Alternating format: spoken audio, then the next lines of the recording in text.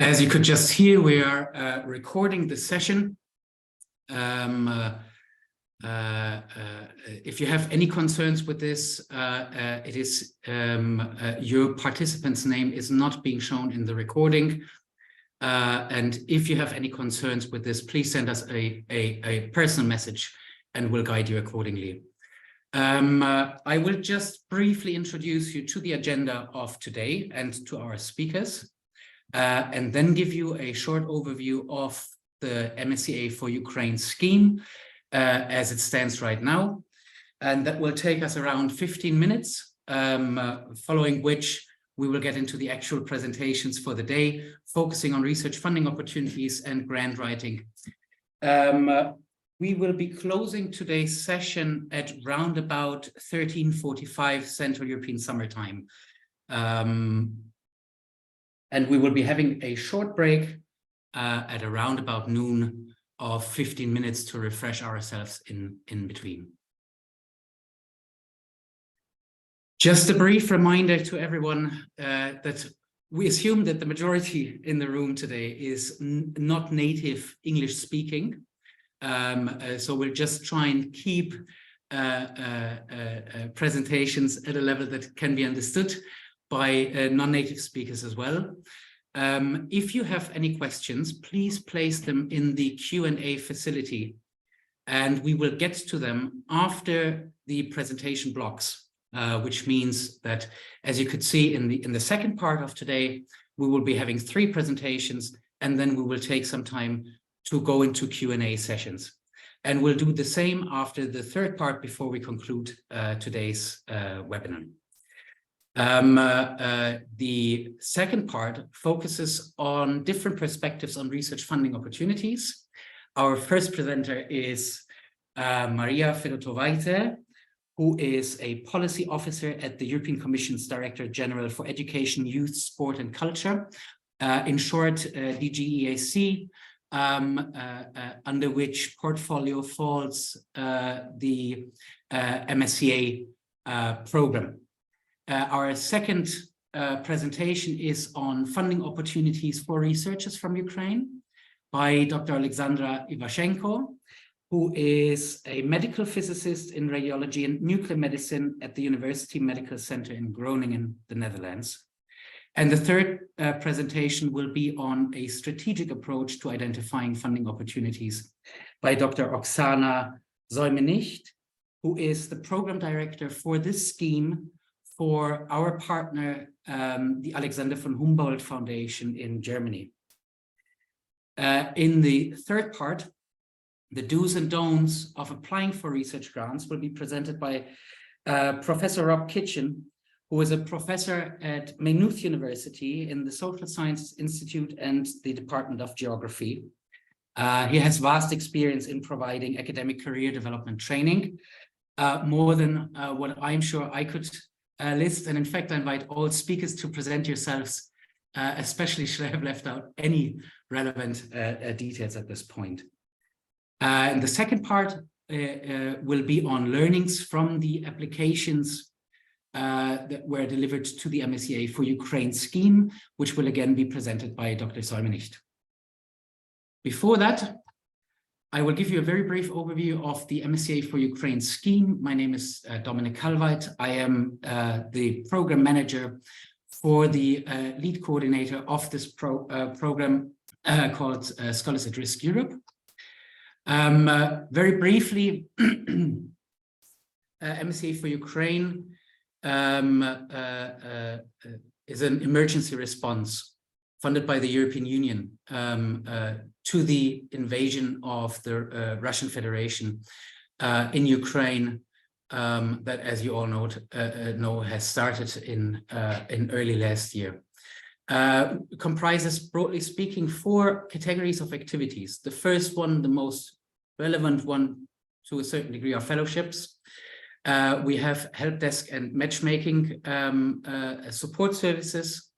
The third one is the activity under which today's event falls, career development and networking sessions. And the fourth one, equally relevant, is support for reintegration if and when this is possible again, to Ukraine for our fellows. In terms of applicants, eligible were host organizations in European Union member state and Horizon Europe associated countries who could apply for fellowship durations of between 6 months and 2 years, using the standard rates for doctoral and postdoctoral fellowships under the MSCA. We had expected to be able to support at least 120 fellowships through the scheme, offered to all disciplines, all domains of research and innovation, and asking for the possibility to include up to 1/3 of the time of the fellowship duration for secondments, including in Ukraine with Ukrainian institutions. Eligible for this scheme were Ukrainian nationals with primary residence in Ukraine on the day the invasion started, 24th February 2022, as well as stateless persons or nationals from third countries other than Ukraine who had their primary residence in the country on that date as well as persons displaced on or after that date, or who are ready to relocate from Ukraine. There would need to be, the fellows would either need to be PhD holders or doctoral candidates and would need to have the language skills required to successfully conduct their research activities. So, for example, if the hosting was planned to be with a German institution, German language skills would be an added value and, depending on the research, a necessary requirement for the fellowship. We had over 400 applications by the first cutoff point date of 11th November and another nearly 200 by 25th November of last year. And we managed to get nearly 400 independent reviewers from over 25 countries and a broad range of disciplines to review the applications for the scheme. And we think this is a remarkable number because it shows the great amount of solidarity with the Ukrainian people and with Ukrainian researchers within the academic community in so many countries. In addition, there was a selection committee comprised of established scholars as well as representatives of organizations that have a vast experience in assisting scholars at risk. And the results of the scheme were announced earlier this year on 23rd February 2023. I am sure many of you have seen the press releases issued by the European Commission or by the implementing organizations, which also comprise the European University Association, who is, besides the Oleksandra von Humboldt Foundation, the second partner of Scholars at Risk Europe implementing this program. We had 124 funded applications by that time in 21 host countries. And you can see here the top institutions as well as the top host countries that are also shown on our website, for which you will see the link later on in the presentation. In terms of gender ratio, you can see that we had 71 candidates, and as a final result, 65%, so not 71, 71%. And as a final result, 65% female awardees versus 35% male awardees. In terms of the research areas, the vastest, the greatest number of fellowships that have been awarded are in the field of life sciences, followed by social sciences and humanities, chemistry, then physics, information science and engineering, economic sciences, mathematics, and last but not least, environment and geosciences. This was just a very brief overview over the scheme, by far not exhaustive. As I mentioned, you will find more information in the press releases issued on the results of the call, in our social media posting, and specifically in the program's website.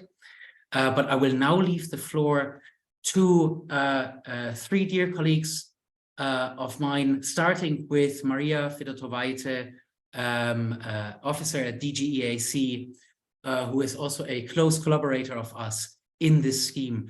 Marija, the floor is yours. Thanks very much for joining us, and we look forward to your presentation on EU-funded opportunities. Thanks. I will now. Thanks. I'll try to share my screen in the meantime. Okay, I think you're done sharing, so it should be fine.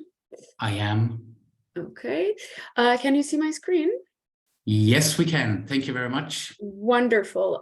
So hello, everyone. I'm so happy to be here with you and to share some information about the EU-funded initiatives that you can benefit from in the future. And as Emnik mentioned, my name is Marija Fedotovaite, and I work for Marija Fedotovaite Actions Unit in DG EAC. And I'm also a project officer, in a way, responsible for MSCA4Ukraine from the European Commission side. So I will begin my presentation just giving you a quick overview about the Marija Fedotovaite actions and how you can benefit from them. So MSCA, a short version of Marija Fedotovaite actions, are part of Horizon Europe framework program. It is the main program of European Union to fund research and innovation. And we fall under the part of the program that supports excellent science. MSCA has 5 main actions, and today I will focus on the 3 that are most relevant for you, but here is the brief overview of the actions. So the first one is doctoral networks. It's an action that implements doctoral programs, postdoctoral fellowships, that supports research in any field of choice of the researcher and supports individual researchers. Staff exchanges, encourages short-term international and intersectoral exchanges of research and innovation staff. This action is a bit less relevant, I guess, for you in this context. Co-fund essentially co-finances doctoral and postdoctoral programs, and it's very similar to doctoral networks and postdoctoral fellowships in a way for you, because it also funds doctoral and postdoctoral positions. And finally, MSCA and Citizens. It is basically a Europe-wide event that brings citizens closer to researchers and research and innovation. So moving on, here are the key features of MSCA. Basically, the focus of the program is provide researchers with training, career opportunities, and development of skills at all stages of their career. We focus on excellent research in all the areas, so meaning that it is a bottom-up approach, and it's for you to choose where you want to do your research. Our program is also international, cross-sectoral, and interdisciplinary. We strongly encourage cooperation between businesses and academia, as well as one of the foundational principles of our program is, mobility. So basically, in essence, researchers have to move from one country to another to perform their research. We also offer very attractive working conditions. They are very similar, or basically essentially the same, I think, as for MSCA4Ukraine, because when designing MSCA4Ukraine, we based the project on our main actions. It also, of course, benefits the organizations participating because they get to collaborate and take advantage of the expertise that researchers like yourself have to offer. And as I already mentioned, very strong emphasis on collaboration beyond academia. So moving on. Our actions target both doctoral candidates and postdoctoral researchers. So the first action I will go a bit more into detail is MSc doctoral networks. So it is an action that supports early stage researchers that do not have a doctoral degree at the date of the recruitment. There are no age restrictions and no nationality restrictions whatsoever. However, there is a mobility rule. As I mentioned, mobility is a foundational principle of our actions. And in essence, it means that the researcher must not have resided or carried out their main activity in the country of the recruiting beneficiary for more than 12 months in the 36 months preceding the recruitment date. So you will basically have to move to another country in order to conduct these fellowships. As you can see, the conditions are indeed very generous. You have a living allowance. We also provide you mobility allowance, family allowance in case you have dependent children or a spouse or a partner.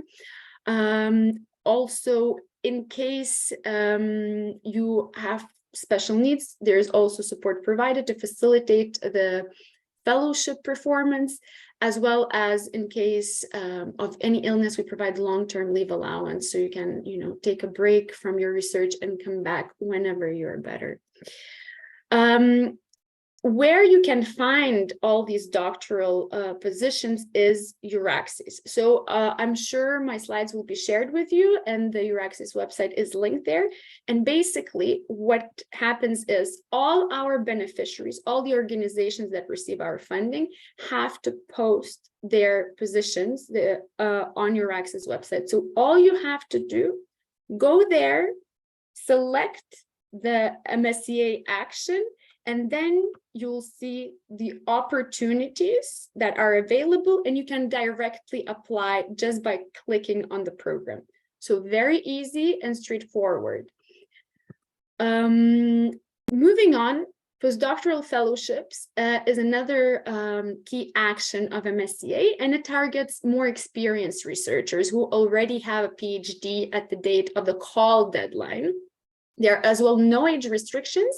However, here we apply additional condition, which is compared to doctoral networks, which is maximum 8 years of full-time research experience since the award of the doctoral degree. But there is, it might sound a bit, confusing, but all the explanations are provided online, and I will also share where to find all that information later on. So there are two tracks for postdoctoral fellowships, namely European fellowships, meaning that the fellows move within Europe or associated countries to Horizon Europe. So, and they're open to any nationality. The second one is global fellowships. So fellows going to a third country outside European Union or outside associated countries to Horizon Europe. So let's say it could be US, for instance, or Canada. And this particular action is only open to nationals or long-term residents of EU member states or associated countries. And you, of course, will all be eligible because all, as you know, Ukraine is associated to Horizon Europe, and all the Ukrainian citizens are free to apply for any of the tracks of the postdoctoral fellowships. And finally, same as in doctoral networks, mobility rule applies, so meaning that you have to move to another country to pursue your research. And how does it work? As I mentioned again, bottom-up approach. It is you who chooses the area that you want to conduct your research on. All the areas, including Euratom, are open for funding. You need to find a host institution, either in EU member state or Horizon Europe associated country, or if you want to conduct your research in a third country, you also need to find a host institution based in the third country. In addition, you should find a supervisor, a senior researcher appointed at the beneficiary to supervise your research. And in essence, the application is drafted together with the host institution and the researcher, but it is the host institution that submits the application and receives the funding directly. So I will not go into detail again here. You'll see my slides. This is an explanation of how the two tracks of postdoctoral fellowships work. You can have a look in more detail later on at your own pace. Same as an MSCA4Ukraine, excellent conditions in terms of salary and all the same allowances as in doctoral networks apply. And here, the application process is slightly different than for doctoral networks. Here, you have to submit your application. Oh, technically, your host institution would submit your application through Funding and Tender Opportunities portal. You will find the link here, and the current call is open, and it will close on the 13th of September 2023. So if you are interested, you still have time to apply. And finally, I didn't go too much into detail about CoFund because CoFund basically mimics the same conditions as doctoral networks for doctoral candidates and postdoctoral networks for postdoctoral candidates. The only difference is that we support already existing programs or new programs implemented by member states or Associated Horizon Europe countries. So we just top up their funding. And it means that they also post all the available positions in the framework of Marija Fedotovaite actions on Euraxis, the website that I mentioned to you previously. And finally, I also would like to touch upon other opportunities available for Ukrainian researchers. So there's a very handy tool, which I'm sure some of you, if not most of you, are already aware. It's a one-stop shop, namely ERA for Ukraine. It's a web page within the Euraxis website that basically provides an overview of all existing actions at European, so basically UN national levels to support Ukrainian researchers. So you get to see both national initiatives and EU-funded initiatives that you can benefit from. So it's a very, very great resource to explore, and you can find future opportunities there. And another also useful tool is a Horizon for Europe page, which can be found on Funding and Tenders portal, and it's linked on my slide here. And here you can see opportunities in Horizon funding research and innovation projects that are already ongoing, and that they are announced by the beneficiaries themselves, where they're open basically for Ukrainian researchers to join. And I really strongly recommend you to explore these resources as the opportunities keep on coming up. And this concludes my presentation. Thank you so much for your time. It has been a pleasure joining you here. And in case you have any questions, I'm available to answer them. Thanks. I'll stop sharing now. Thank you so much, Maria, for this excellent and comprehensive overview of funding opportunities in research at the European level. Greatly appreciated. I'm sure there will be some questions later on. To confirm, you will be able to join us also for the discussion. I will, indeed. Excellent. Fantastic. So, dear participants, if you have any questions related to Maria's presentation, please place them in the Q&A session, and we will follow up later on in the discussion round. Thanks so much, Maria. And I am now happy to continue to the second session of the second part. Dr. Oleksandra Ivashchenko. There's one important aspect that I hadn't mentioned before. You're an active volunteer of the Science for Ukraine network, which is, I think, equally interesting and relevant in the context of today's presentation. And for those of you who don't know the Science for Ukraine network yet, it's a community group of volunteer researchers and students from academic institutions in Europe and around the world. And this group has shown a fantastic level of solidarity and support to researchers from Ukraine who have been facing and continue to face difficulties because of the invasion of the Russian Federation. So thanks so much, Sasha, if I may. Yes. For this work too, which I am sure is appreciated by everyone in the room. But I leave the floor now for your presentation, which is an overview of funding opportunities for researchers from Ukraine. Thanks so much, Oleksandra. Yeah, great. Thank you very much, Dominic.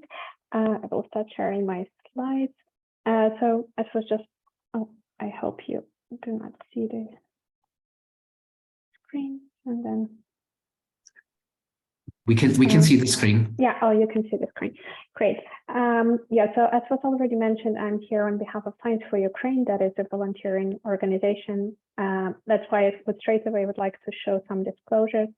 I will not cover any European. I will try to provide an overview about types of support opportunities that we as an organization are aware of. But I would like to highlight that we are just a grassroots volunteering organization. Although we work very hard to centralize and check information about various types of support opportunities that exist there for scientists and students from Ukraine, and lobbying for them, the information that I will share or available on our website might be incomplete. So please take advantage of many centralized national websites that also exist.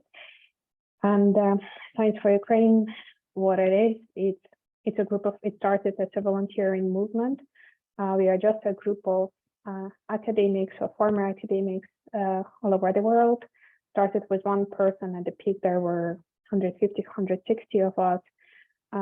We work in different research fields and academic level. And our main goal is to help people affected by the war in Ukraine to find the ways to continue their research. So independent whether they are still based in Ukraine or they are relocated, independent of their career level, we try to keep all information that is available there up to date and searchable and verify it.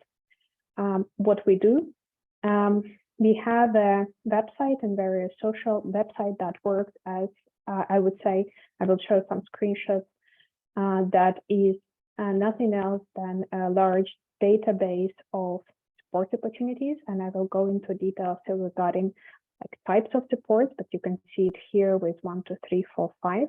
So those are the listings that are paid positions that people can apply for in a new host country or based in Ukraine. These can be educational opportunities, including academic transfers for bachelor, master students that can no longer continue their education in Ukraine, but these think also about summer courses that have waivers for students, or language courses, personal development courses, and mentoring.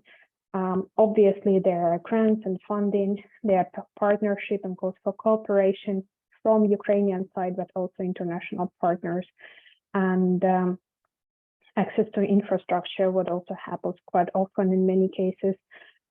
Students or scientists can get access to libraries and universities resources, get a guest appointment, what helps to continue their personal development. So where this input is coming from, initially we were searching for positions and contacting universities and stakeholders ourselves. At the moment, the platform is quite well established. So many groups or funding agencies, when they open their call, they actually submit listings to us. We verify whether they are relevant and whether they are legitimate.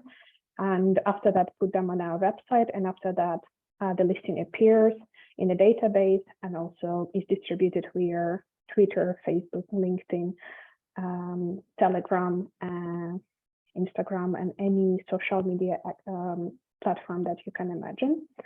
So this is the type of database. If you are not familiar with it, but looking for a position, I encourage you to go to it and just check whether there is something that you can benefit from. So it's divided into 3 major parts. It's support opportunities.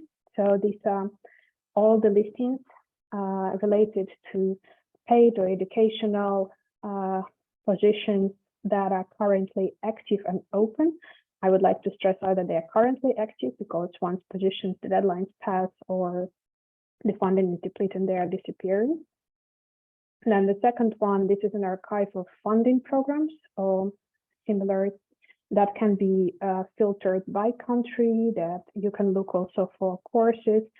Marija Fedotovaite reactions for Ukraine, for example, was listed here, and other international calls that appeared either one time or might reappear.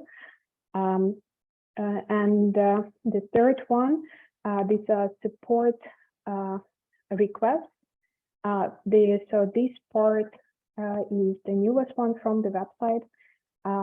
Ukrainian groups, research groups, or individual researchers can express their either the need for equipment support.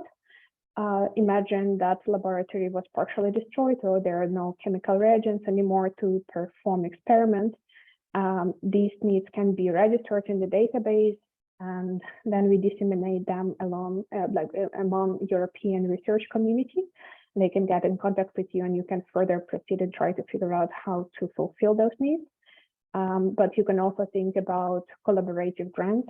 If you're a European research group looking for a new collaborator in Ukraine, or if you're a Ukrainian group looking for collaborator to start writing, maybe consider starting discussions regarding new research collaboration, you can also express your needs here. So that's a simple database. Yeah, so what kind of positions, if we're talking about other support opportunities, so now EU funded on decentralized support opportunities, what can you think about? I can roughly divide it into three types. These are individual positions or job, fellowships and funding that are also job but a bit different, and education and other type of support. If we're talking about individual positions in the very early stages of the war, the vast majority of positions were emergency funding. Those are temporary contracts that are predominantly generated via overhead money from the overhead money of research groups. So individual PIs were just deciding to use overhead money to hire people for a short amount of time to give them a temporary shelter. With the time, we see that those positions, that the overhead money was depleted, but also these positions are not sustainable. So we see less and less of them, and more transition into so-called regular positions. They can be either exclusively open for scientists from Ukraine, or they can be regular calls where Ukrainian scientists are encouraged to apply. And additionally, there are three types of positions that you can find in the database based on the location. So those that require work on location in another country, those that are remote but with relocation. So you can stay within the same country, but you do not need to relocate to go to work daily. You can do it remotely, and remote from Ukraine. For scientists that are unable to relocate or to stimulate collaboration. When you're talking about fellowships and funding, so obviously there are regular calls for scholars at risk. SAR Europe is CARA and other national agencies. A great example there for many, many years. There are regular calls that are established, and I will name some of these agencies that you can go to and check for upcoming calls, and they are Ukraine-specific calls. An example of such a call is Marija Fedotovaite reactions for Ukraine. Additional fellowships can be midterm fellowships of few months.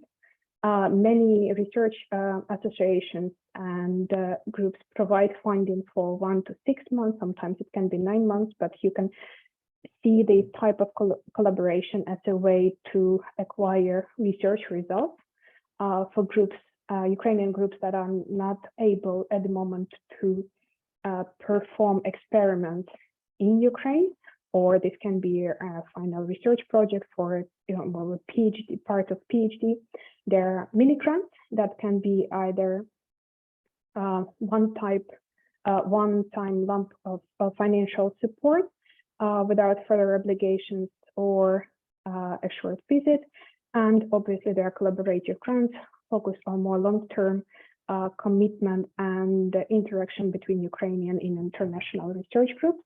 If we're talking about education and other support, there are academic transfers for bachelor master students, temporary scholarships, or tuition waivers to continue education. Usually they are 6 months to 1 year and reviewed on regular basis, and permanent scholarships. Additionally, mentorship and personal development, many mentorship and personal development courses, as well as conferences and other outreach activities, including networking appear. How many listings are there? If you are wondering, it's important to show it. So in the very early, the first weeks of the war, we were getting more than 400 listings in the database.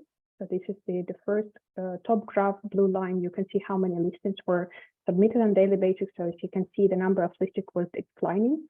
But by end of April, we had more than 2,000 listings in our database. So at the moment, yesterday we had 1,690 listings, and in total over the time, we registered nearly 3,000 of them. So many listings are being filled, but an important trend that we see that there is a very steady shift towards centralized and more sustainable fellowships. So less and less temporary emergency funding and more flexible long-term programs that appear. Additionally, as all of you know, the vast majority, two-thirds to 3/4 of Ukrainian scientists stay in Ukraine. That's why it's important to think about collaborative and remote opportunities. So at the end of April 2022, the graph that you can see below, we published an article in Nature Human Behavior, but then we analyzed the trends that were available over there, and less than 2% of all positions that we had out of nearly 2,000 were remote, and neither of them was remote from Ukraine. After that, we started campaign and calling for remote opportunities and flexible employment and possibilities for relocation.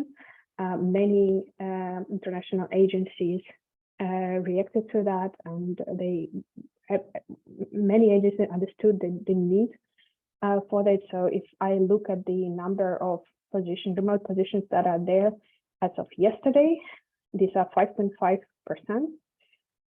You can also see the graph below. Those are how many remote positions were submitted to the database.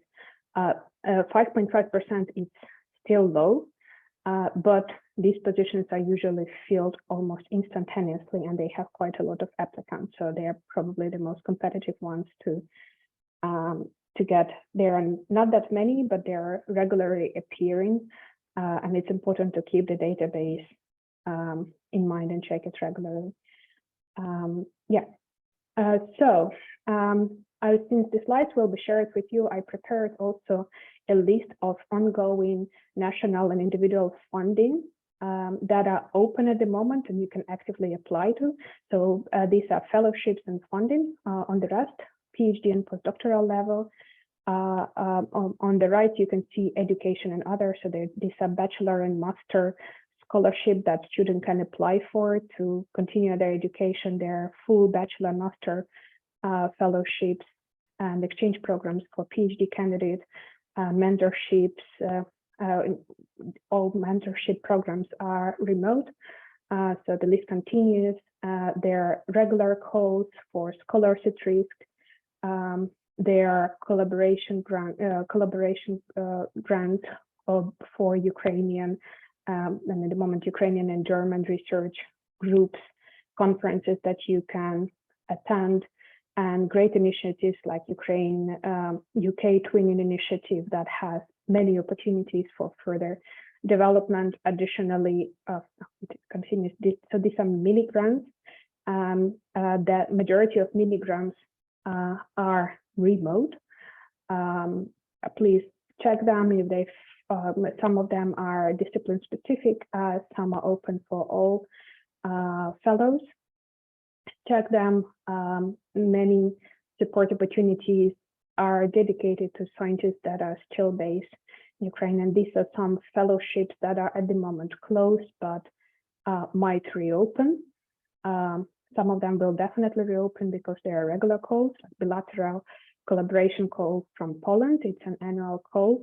Additional Switzerland is working on bilateral collaboration call. Yeah, apart from fellowships, I would like to highlight that more and more scientists are displaced. That's why there are initiatives, twinning initiatives and digitalization initiatives via UK, but also in Benelux. We have a networking event to help people stimulate their interaction with each other and improve network. In case you're working in any field of medical physics, please also get in touch with me, since we are starting the European network for of internships from medical physicists that are not only students, but also people that work at the hospitals and just want to improve their experience and learn new skills. And in case you have any questions, please feel free to contact any of our social media channels or email. I will be happy to answer for the questions that you might have.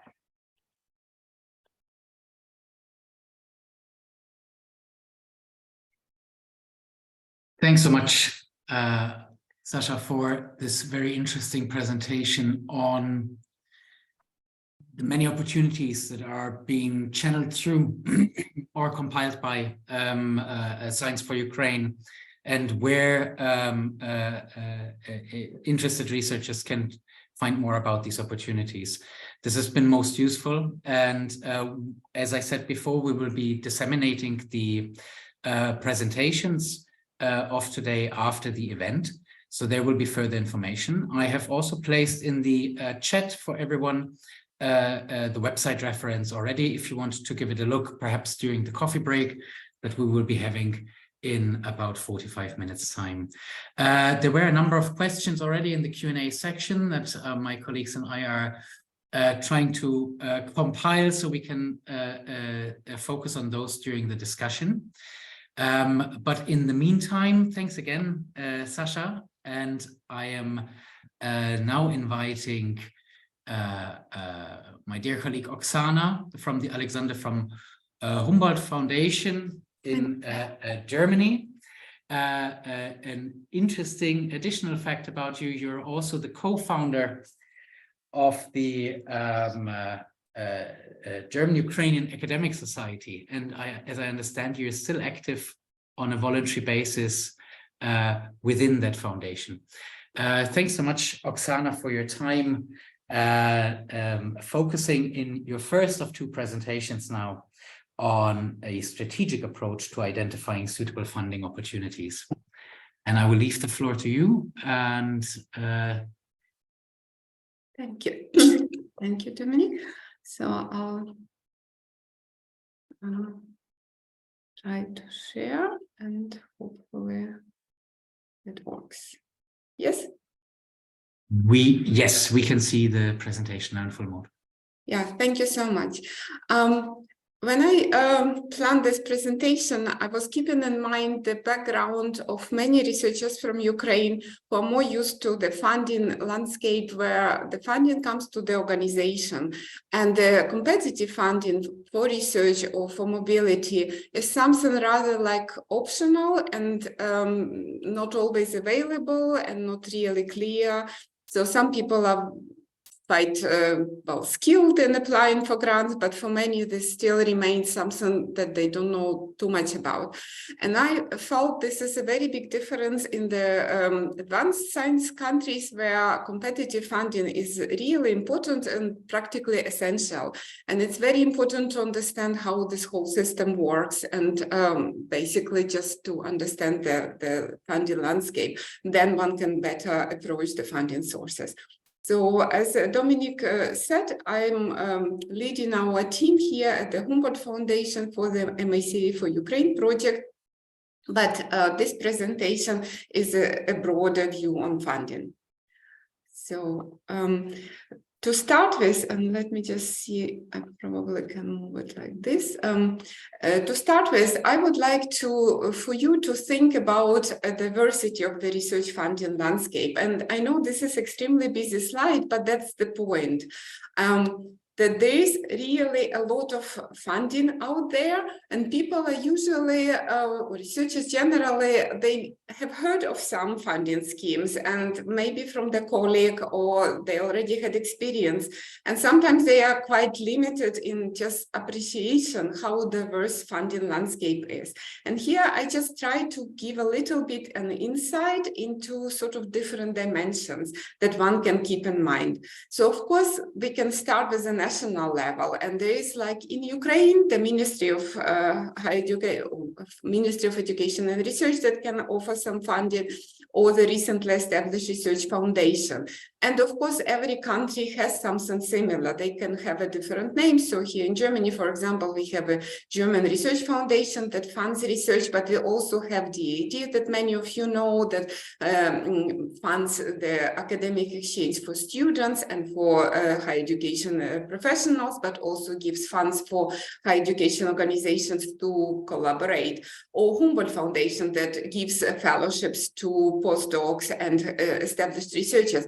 And the same here, I just included a few examples from Spain or Czech Republic or France. And basically, if you are interested to collaborate with a particular country, or you are in a particular country, that's the first place to check, because they would have research funds, grants for research in that country, but also usually they support mobility to and from that country.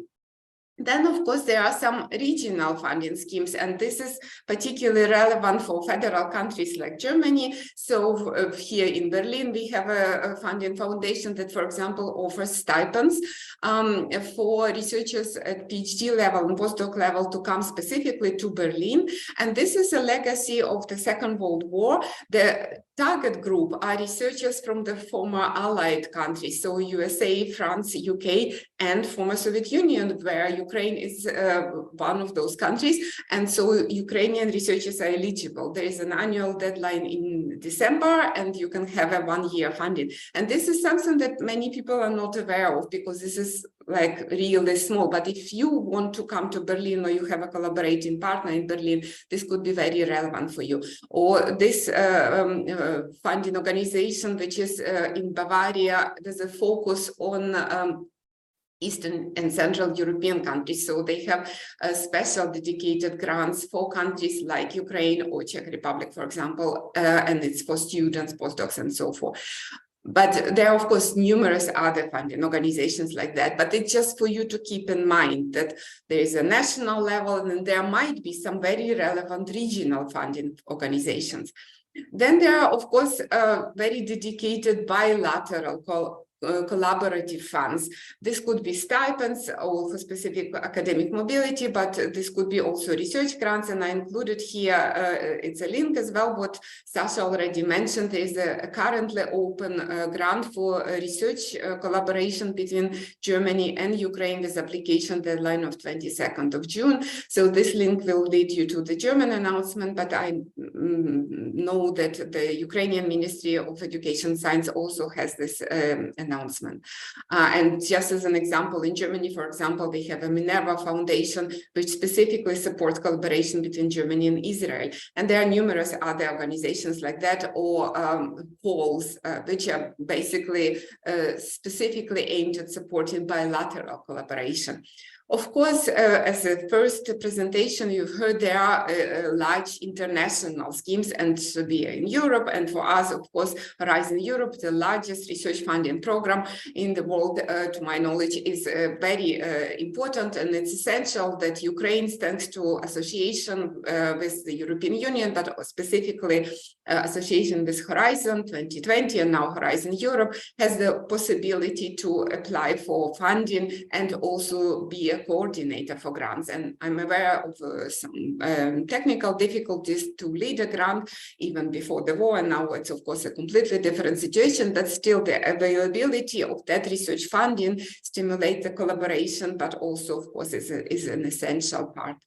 And there are of course, international organizations. So my background, research background was in life sciences and organizations like European Molecular Biology Organization or Human Frontier Science Program. So these are organizations that fund fellowships or grants as well in case of Human Frontiers. These are international organizations that offer support.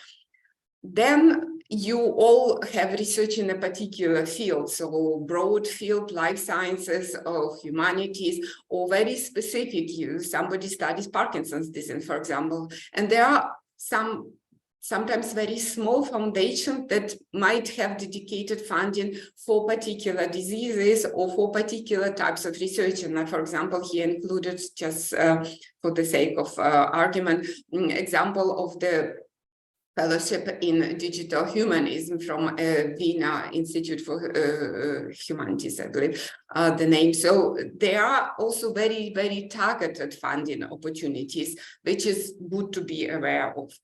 And then there are also funding opportunities for specific categories of researchers, early career researchers versus established researchers. Or, for example, here I had a few examples, special funding opportunities for female researchers here from Swiss or Austria, and there are other examples. So the point of this slide is simply to ask you to think about all these different dimensions which are relevant for each of you, and not just limit yourself to something because you've just heard of, I don't know, in case of Germany, of DFG, and this is like the only funder that is available. And sometimes people ask, oh, but where do I find that information? In my view, one of the most relevant sources are papers, because all of you have as part of your research to read scientific papers and research in monographs, but papers are basically is what one does. And there is acknowledgements part. And this is usually ignored because this is the boring part. Is like one is interested about the research results or discussion references. But in the acknowledgement part, people have to acknowledge the funder. And this can give you an idea who funds research which is relevant to you, because otherwise you would not have read the paper. And sometimes this could be a small foundation or a regional funder that you were not aware of, and this could be very relevant. So after talking about different dimensions of research funders and where funding comes from, I want for you to think about different formats of funding, different funding instruments. So for especially at the junior stage, for many individual awards, which are travel grants or fellowships or awards for a particular research, so with the name of them, are very relevant. And this is really when a researcher applies for a grant. But then, of course, there are project funding. So you as a researcher have an idea and you want to get funding to implement that research idea. And sometimes this funding should be then also to employ a researcher to work on your idea. So this is usually relevant for researchers who are a bit more established and actually needed for the team. And this could be just a standard 3-year project where you maybe have a PhD student to do the work, or this could be a bigger grants for many different teams. And this is here basically funding for teams and consortia, and this is usually for more established researchers who are really pursuing research in a broad team or establishing a new team, and very often they are also international. And I included just some examples of funders, just of course it's completely not comprehensive, just as idea. And then, of course, there is some funding for institutional cooperation, which could be in form of structural grants or collaboration between institutions. And then it's important to be aware that, of course, there are open calls. So, for example, for German Research Foundation, you just apply for research grant whenever you want. There are no deadlines for a standard program. And then, of course, there are sometimes a very specific call. This particular call I just mentioned between German Ministry of Education and Science and Ukrainian Ministry, they have a particular deadline. And then you, of course, need to plan your application. As I already mentioned, sometimes they are open to just apply in any field of research you want or for a very specific field. And also in terms of internationality, they could be just for research in Germany, in our case here, or for specific collaboration with a particular country. And here I would like to bring to your attention an open call since September from German Research Foundation special program for Ukraine. And this is within the framework of the standard scheme for collaboration with developing countries, where funding is available not only for the German partner, but also for the partner, research partner in the developing country. And the additional level of advancement of this program that was undertaken in the wake of the war of Russia against Ukraine is that now within this grant, you not only can fund some research expenses in Ukraine, but also compensate the salary of researchers in Ukraine. So it's a sort of remote opportunity to support researchers who can still do research in Ukraine. And to my knowledge, there's not a huge number of applicants for this scheme, although this is very, very relevant. And here's a link included. And here I just want to put your mind into, and it's more for younger researchers, so where do I start? And I always feel like from small to big. So as a young researcher, one usually needs some maybe travel grant or applying for a visit to another lab to just learn about some technique or starting establishing the collaborative links. And here, for example, the FEPS, so it's Federation of European Biochemistry Societies, so you have to be a member of that. You can apply for a collaborative experimental scholarship for 2-3 months in summer, specifically for PhD students, and it's for PhD students including Ukraine, to learn a technique and to develop your academic credentials. And there are a few other schemes. And of course, being from Humboldt Foundation, I have to mention our funding opportunities. And this is a standard program, the Humboldt Research Fellowship, and Georg Forster Research Fellowship, which is again particularly relevant for researchers from Ukraine, because these are for research which is relevant for the development of their country. And this is where the competition is slightly different, because this is for people or researchers from the countries like Ukraine. And there are no deadlines.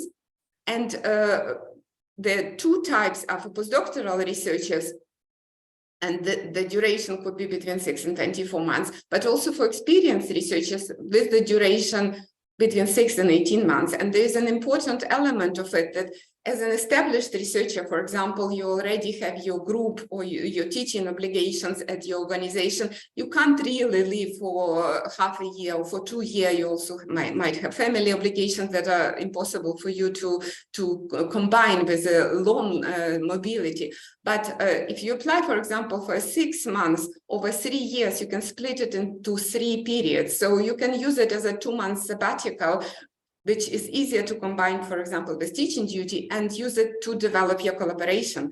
And then what is important to think strategically, that some funders, like Humboldt Foundation, offer a long-term support for their alumni. And this could be extremely valuable for you to develop your collaborations, not only with that particular organization, in our case in Germany, but in that particular institute, but all over Germany. And here I'll just move, and this is just for you an information about funding opportunities specifically developed at the Humboldt Foundation for Ukrainian researchers in the wake of aftermath of the currently happening war. And we have an option for the return fellowship. So after you had the main fellowship, you can apply for a return fellowship, which would fund you back in Ukraine. And this is extremely important. And the standard was 1 year. So now they extended up to 2 years. And that can, we hope, help reintegration of researchers and prevent brain drain. Of course, the situation at the organization in Ukraine should be possible for you to carry out research. And there's this digital cooperation fellowship, which is basically a possibility, if their conditions are met, that you can carry research in your home country. And specifically in our case, it's for Ukraine, that you can take a Humboldt Fellowship and carry it digitally from Ukraine. And this is basically a new opportunity. And for these options, you have to apply still within this year. So this is, we need to see what would happen for next year. But for the next year, there are some new plans. They still have not been approved, but you can pay attention what is coming. And of course, Philip Schwarz initiative, which is our long-standing flagship initiative for scholars at risk. It is offering opportunities for researchers here in Germany, and in this year 98 fellows were actually from Ukraine, were supported by PSI fellowships. And in addition, there was a special fund for short-term fellowships, and of course our program, which is within this broader range of opportunities here at Humboldt Foundation, which was already mentioned. And now when we think in a strategic approach for you as a young researcher, as a master or PhD student, what is available for you and why it's important? Because as your academic career progresses, it's often very important to evidence that you can raise research funding. And at that stage, there's not much what you can do because you can't apply for huge grants, but you can apply for travel grants. You can apply for a PhD studentship to support your PhD research or small equipment grants sometimes. And this would be very relevant, not only for your training, but also later for your academic career, because evidence of being proactive, applying for grants and raising the research funding is extremely important. Then as you progress, you, of course, can apply for grants to establish your research group. Sometimes this is just a research position at the university. And just before joining Humboldt Foundation, I worked at Max Delbrück Center in Berlin. It's a Helmholtz Institute. And a junior researcher as a group leader then gets basic funding for a quarter of a secretary, maybe one PhD student and maybe one postdoc, and potentially have a position for a lab technician. So it's a rather small group. So of course you can carry some research and produce some papers, and you would be evaluated 4 years down the line. But with that group, of course, you can't produce a lot of very competitive research, which is essential for your career progression. So you have to apply for additional funding to complement and grow your group. And this could be for yourself, for example, an ERC grant. It could be fellowships to attract PhD students or postdocs, because salaries are one of the most expensive parts of the funding. But then also grants for research where you can employ a postdoc or PhD student, and you yourself could then participate in larger consortium. And as your career progresses, and I know among MSCA fellows, we have some very senior researchers, of course, for them, it's much more relevant what I call structural funds. So they apply to maybe build up a new core facility, some large microscopy unit, or digital library resources, or artificial intelligence for digital humanities research team, or something like that. They apply for organizing conferences, or for example, to establish a PhD program. So what Marija mentioned, when you as a student can apply for a PhD within a Marie Curie doctoral network, the senior researcher applies for that doctoral network with maybe 7, 8, 20 partners all over Europe to actually carry out a large research area with 15 or 13 PhD students. So this, I hope, just gives you a little bit of an idea of approaches. This is also very important in terms of timing, especially for young researchers. Your age, academic age, is defined when you got your PhD. And after that, the clock is ticking. So especially for these very competitive fellowships, which if you got one, really can help later with your academic career development, they usually have a very limited time after PhD to apply. And this could be 2 years, this could be sometimes 3 years, and sometimes it's a longer term. So it's very important to be aware of that. And sometimes people think like, first I need to establish, I do my postdoc, I publish my very great Nature paper, and then I'll apply. And then they find out, oh, actually, the number of opportunities at this stage are already more limited. So it's very important Sometimes you can apply even before the PhD was awarded. And I know it's extremely difficult to finish one project or your PhD thesis and in parallel apply for grants. But this is essential for you, for your strategic planning, and having a bit in mind when, at what time, what I can apply for. This is very important. And this is another tip when to start preparing your application. Of course, everybody knows that last minute is not the best of the ideas.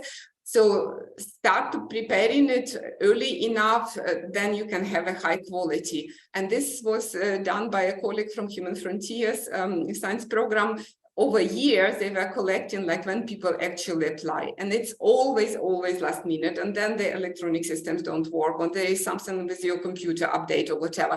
So once you've invested so much time in your work, please try to submit your application earlier than you might have time still in case something didn't work. And here I just included some resources that could be useful for you, especially this Making the Right Moves book, which is downloadable, is extremely useful, Art of Grantsmanship, and the presentation, for example, from Human Frontiers, but also I included links to specific informational webinars. They are in Ukrainian, given by our researchers who are established already in Western science in this Switzerland, here in Austria, in Finland, Sweden. Many of them are ERC grant holders, and in particular here for Switzerland, Maxim Yarema, he not only included a presentation on Swiss system, but also how to write a good grant. So, here the links are available, so you can just check it and also contact. And then I also mentioned the Ukraine and Information Collaboration Platform, which attempts to collect different grants which are funded research. So you can see, like in my field, who collaborates with whom. It's not people, it's grants, but what research topics and who is funding that. So this could be useful. And I'm stopping because I'm conscious of time. Thank you so much, and I'm welcome your questions.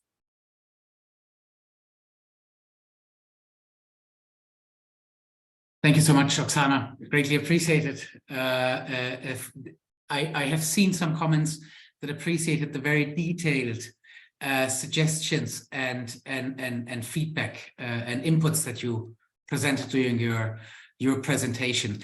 I will now bring you all together. We have about 20 minutes time, and we have quite a number of questions in the Q&A section. And just in advance, we will not be able to answer all of the questions that are raised in the Q&A section now. What we will do is we will go through all of them, and we will also share them with the presenters at the later stage. So if there's the possibility to answer at a later stage, we will definitely do so. So rest assured that your questions have reached us, and we will not just dismiss them merely, but we will try and answer some now and some later on. Let me just try and get to the summary that we have compiled during the presentations. A first one is, I think, probably directed to Marija. There were a number of questions of researchers that have completed their PhD more than 8 years ago, and they're asking if it is still possible, either under emergency provisions or perhaps not under MSCA, but through other schemes, to apply for funding. Some of the questions were directly related to MSCA, for which I think, Marija, you would be best placed to answer to that question. Okay, so first of all, the 8-year rule only applies to the active, work in research.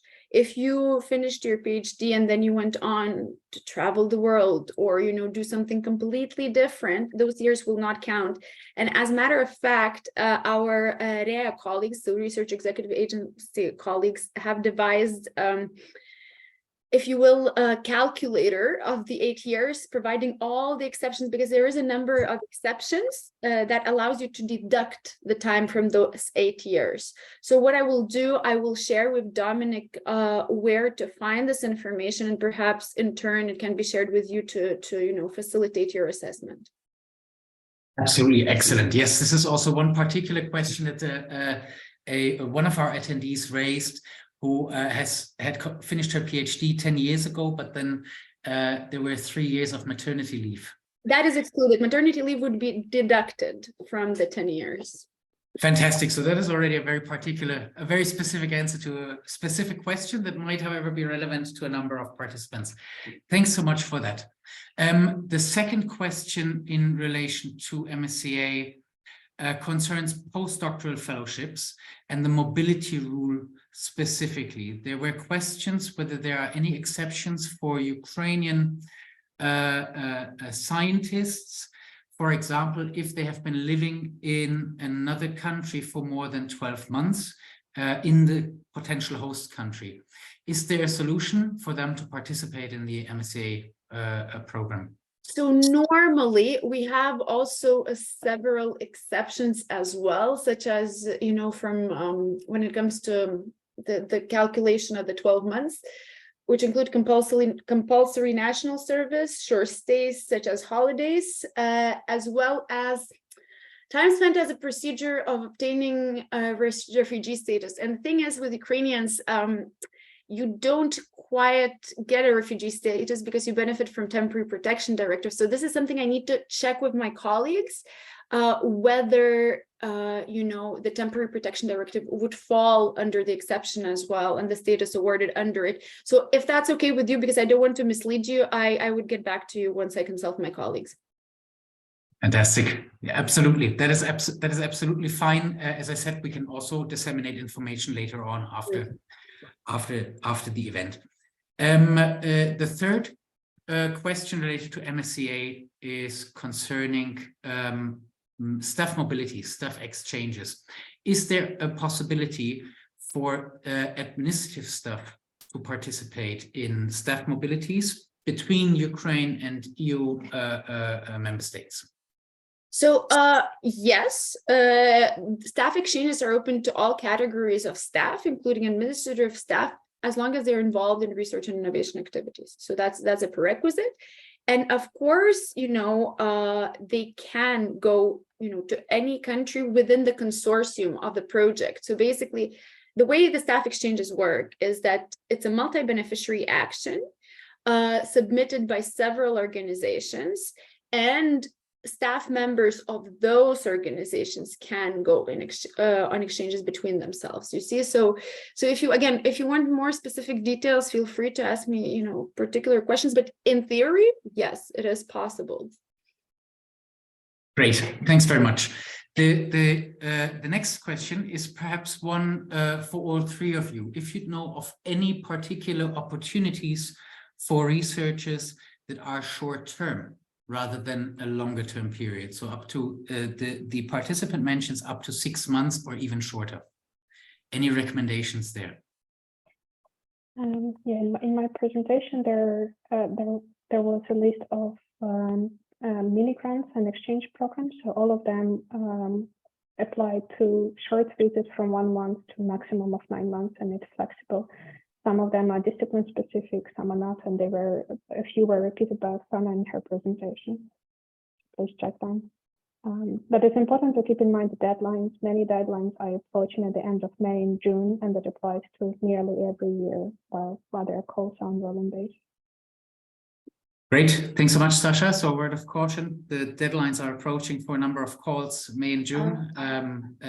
I maybe yes. just mention, so from Humboldt Foundation, the 6 months, if that is counted as short-term, but generally the short-term grants, for example, from EMBO, they don't have deadlines. Actually, the shorter terms usually don't have deadlines. They say apply within 6 weeks or 8 weeks of your intended starting date. So it gives you flexibility to plan. And they actually, and this is what many people don't realize, quite often they have a much higher success rate. So I remember we had a presentation from EMBO fellowship manager who were saying, whereas for standard 2-year EMBO fellowships, the competition is like under 10% success rate. For the short term, it's like 60 or 70% success rate. So this is what many people don't realize. So this is very important to, and this question, of course, is very generic because there are some very generic ones, but usually it's like chemistry, physics. I mean, there are different fields, and what is relevant for one would not be also for different countries. So one needs to understand it a bit more specific. Mm-hmm. Thanks very much. And from my side, unfortunately, again, when it comes to MSCA, when it comes to specific research, we don't aim necessarily for short-term assignments, except in staff exchanges. But then again, you have to be employed by one of the members of the consortium of the successful project. However, as I mentioned before, do have a look at the ERA4Ukraine website, because there they really list a plethora of opportunities, and both in the EU, within the EU and member states, as well as associated countries. So I'm sure there are some relevant opportunities there to be discovered. Brilliant, and we will place the website reference in a minute in the chat to all participants. Thanks to you three for your comprehensive answers to this question. Another question I think that could be addressed to you all three is: are there any networking opportunities for Ukrainian scholars? Some kind of forums to bring together researchers who are currently residing in different host countries, EU member states, the ones listed here, Germany, Poland, Sweden, or other regions? There is a recently established Ukrainian science diaspora. I will share a link to Telegram channel. So there are about 380 something Ukrainian scientists that are at the moment abroad, and there are country-specific groups and international. That's one of the ways to start, to get in contact. Otherwise, I would suggest, approaching national organizations that help scientists and ask them for further directions. By this point, nearly every country has a group that is active in a way. Mm-hmm. Great, thanks so much. Oksana? So of course, I will mention the UkraineNet. This is a Ukrainian Academic International Network. There is a LinkedIn group, and there we have also, it's all over the world, but there is also a subgroup, Ukrainian researchers in Nordic countries, and this could be very relevant for networking.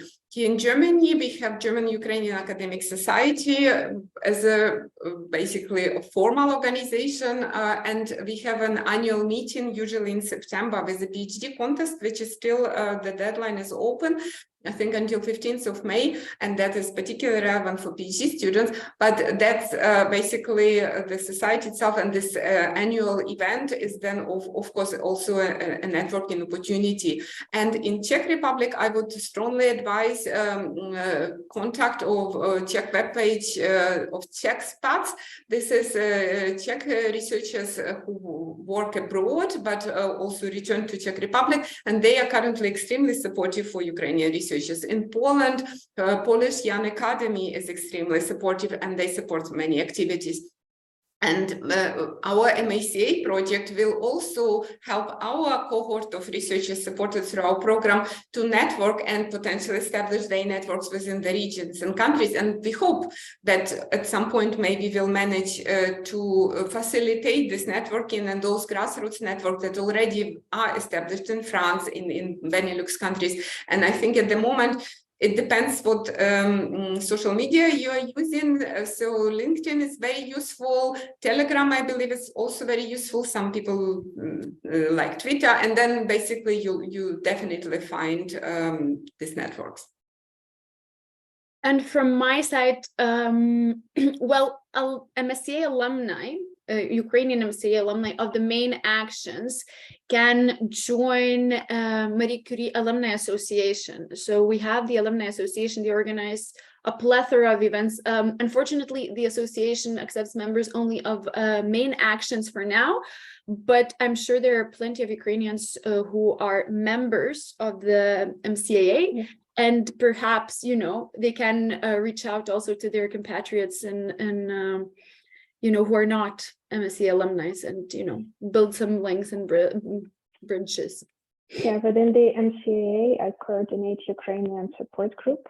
Yeah. So there is also I'm a Marija alumni.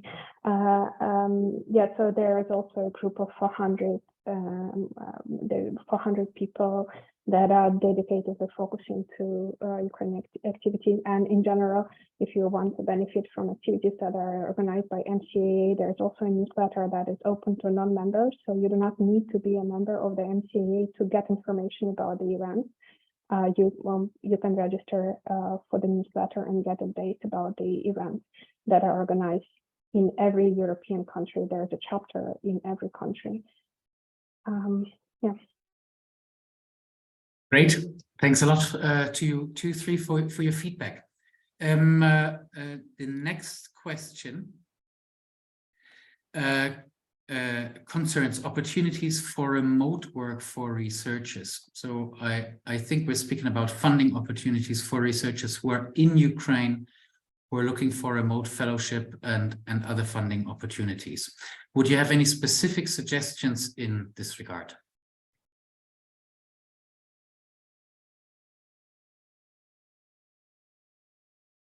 So I think Science for Ukraine, as mentioned by Sasha, the place where many of those opportunities are collected, is probably the best source. On the UkraineNet webpage, we also have a list. It might be not as up to date, but sometimes these things reappear, so it's worthwhile to check.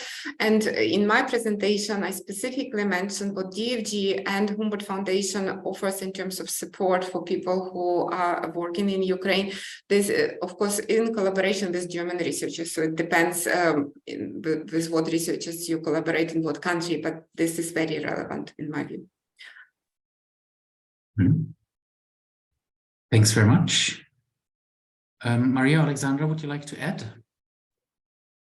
Unfortunately, because MSCA is based on physical mobility, we cannot, our program is not the most appropriate tool to fund such opportunities. Thank you. And Oleksandra, I realize you had already made reference to this in your presentation as well. Is there anything you would want to add? No, not at this point, no. Okay, thank you very much. Another question that we had received is whether you would have any updates for Ukrainian male researchers still based in Ukraine and their possibilities to apply for and go into mobility programs. Do you have any information in this regard, the challenges that persons might be facing and any recommendations that you might have? Let's start with Oksana. That's a challenging question. Yeah, I mean, we face it for our own fellows, and I think all what we can say that, of course, there are national regulations and the law has to be observed. The situation is very fluid, I would say. One has to observe how it changes. In my view, the regulations are not necessarily very clear-cut. And on an individual basis, one always hears of cases where people were granted this permission. So the process, as I understand it, where a researcher who got support applies to the ministry. In cultural cases, it's Ministry of Culture. For artists and for us, for researchers, it's Ministry of Education and Science.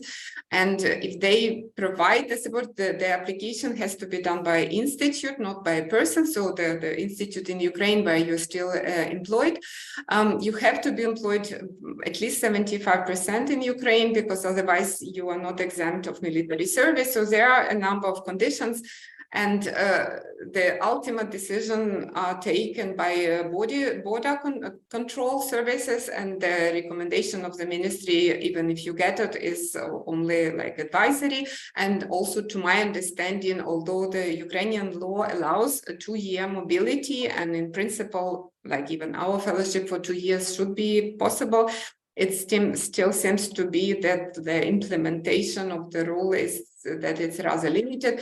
Again, some people reported experience where they managed to get some postpone or being taken out of the register, which is with your local military authorities. And then if you are exempt for a certain period, during that period you're allowed to leave. So there seems to be a number of different individual cases. It's also very much depends, like if you happen to have 3 children, then you can leave, or other exceptions. But there is not like a clear cut, this is step 1, 2, 3, and then it works. I imagine that lobbying on the Ukrainian side with the ministry, with the government, to underscore how important the preserving intellectual capacity of researchers of Ukraine for future reconstruction is, that one should enable, and we are talking about rather small group of people, but of extremely important value, but that is to happen internally in Ukraine, to maybe get some exceptions or some special rules. From outside, we can only say we have to observe the national law. Thanks very much. We have just 1 more minute left. Last question, or last 2 questions. One comes from a very experienced scientist, and he asked for, or she asked for any particular opportunities that you would recommend to look at right now. And the other one is, as a first-year PhD students, what would you recommend to start with?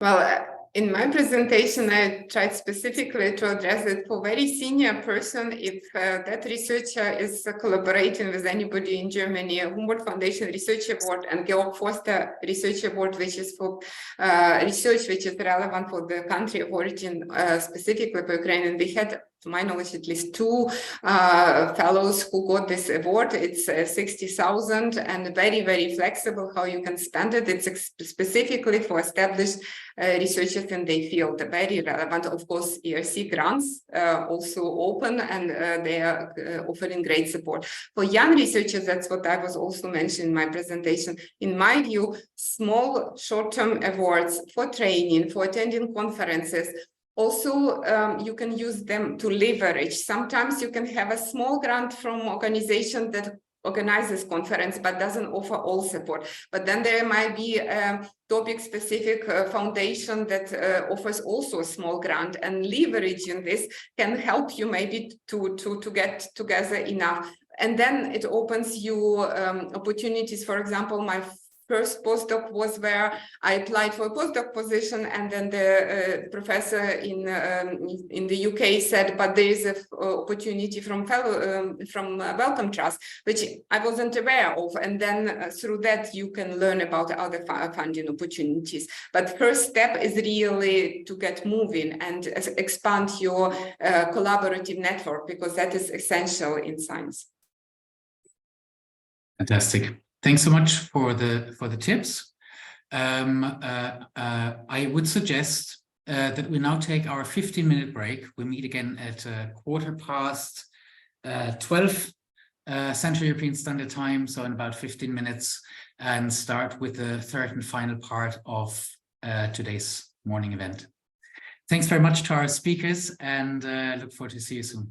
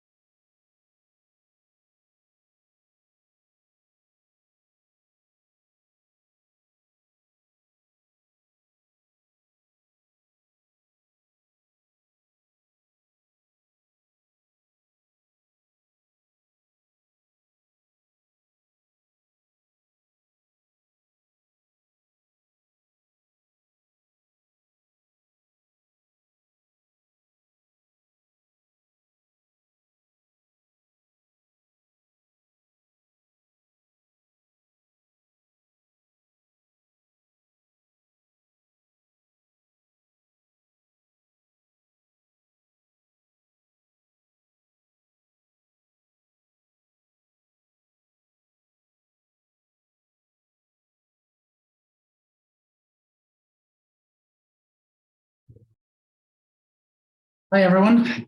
I hope you all enjoyed a good cup of tea, coffee, glass of water, whatever it is that helps you to refresh yourselves. I suggest we're now starting with the third part of our event, which focuses on advice when applying for research grants. And I would like to ask our dear colleague and speaker, Professor Rob Kitchin, whether he is available, and I can see he is. As I had mentioned earlier, Rob is professor in the Maynooth University Social Sciences Institute and the Department of Geography, and very interesting and relevant. Amongst many other achievements in his career, he has successfully applied for both European and national research grants, and has been and currently is the principal investigator of large-scale funded projects, including the currently implemented data stories project financed by the European Research Council. Rob has many years of experience in providing training to researchers, both early stage and more experienced, and we're very happy and grateful to have him with us today. Rob, I will now stop sharing my screen and invite you to unmute yourself, and I would leave the floor to you. Thanks so much for being with us, and the floor is yours. That's great. Thanks very much for the invitation to speak to you. Yeah, so just so you have some context, my background is as a working in a research institute for a long time now, and been director of that institute, and I've had about 50 different research awards over time, both fundamental and applied, and across the social sciences, humanities, and sciences, and anything from small projects through to large interdisciplinary institutional programs. So that's the context which I'm coming at this. It's basically from a lot of experience of running, applying for and running projects. And as Dominic said, I'm presently on my second ERC grant. So all the things on the right-hand side of that slide are basically where I've received money from at some point or another. And what I'm going to do is just, based on applying for those, give some advice about what I think works and what I think doesn't work. And obviously in the last session, you got some advice about various different types of schemes. And there's two ways of approaching this, really. The first is you start with the scheme, and then you try and fit your proposal into the scheme. And the second way is you start with an idea, and then you look for a scheme that will fund that idea. Now, either way around is fine. It's preferable to have the idea and find a funder, because then you're not having to kind of compromise on anything to get it to fit into the parameters. But the priority, of course, is to get the funding for the research and for salary and so on. And then there are other types of considerations about whether you want it to be a single investigator-led bid, whether you want it to be collaborative, both within and between jurisdictions. And then that raises other questions around, well, who are the collaborators going to be? And then there are kind of things more programmatic, kind of center institute kind of bid, or a program bid. So this is a larger scale kind of application. And it can be both fundamental, and we've talked mainly about fundamental research in terms of applying to agencies or research councils or foundations and so on. But equally, it could be a kind of collaborative bid that's applying into different type of applied funding. So like in the past, I've applied for things like Interreg or ESPON funding, which are two European kind of programs that are about regional development. So they're programs that are run by EU agencies that are trying to deliver real world projects. So they're working with cities, or they're working with regional authorities, or they're working with entities that deliver things, are delivering real programs on the ground, as opposed to just research programs. And you can kind of look to get involved in those kinds of bids, for example. So a lot of, say, smart cities funding in the EU is through an innovation partnership on smart cities and communities, and typically you would have to collaborate with a city, a municipality, to get that money. And obviously some of it can be quite single discipline focused, and some of it could be interdisciplinary. And I think there's just a need to be pragmatic about this in terms of trying to source the funding, and maybe just being cognizant that you might have to read yourself into a kind of a new literature or a new space to help with that process. So what do I think are the essential aspects of a grant application? Well, the absolute key thing is a compelling hook. And by that, I mean, there has to be a core idea that has some novelty in it. So whether it's a new idea, a new concept, a new theory, a new method, a new approach, and a new way of addressing a problem, that's the key thing here. And that you're solving a problem, right? So there's a clear sense that a fundamental or applied problem is being addressed in an innovative way that pushes things forward. And often trying to identify that compelling hook is the challenge in putting together the bid, right? But that is definitely the key to kind of unlocking the reviewers liking the proposal, that they can see that there's a clear step forward in how we approach or how we understand something. Related to that is a kind of a clear notion of how a problem is being approached conceptually and operationally. So it's very clear about how you're actually going to go about tackling that problem, how you're going to operationalize the solving of the issue. I thought I'd just give two examples of kind of hooks off of two of my projects to kind of illustrate that. So the first one, it was a project called the Programmable City.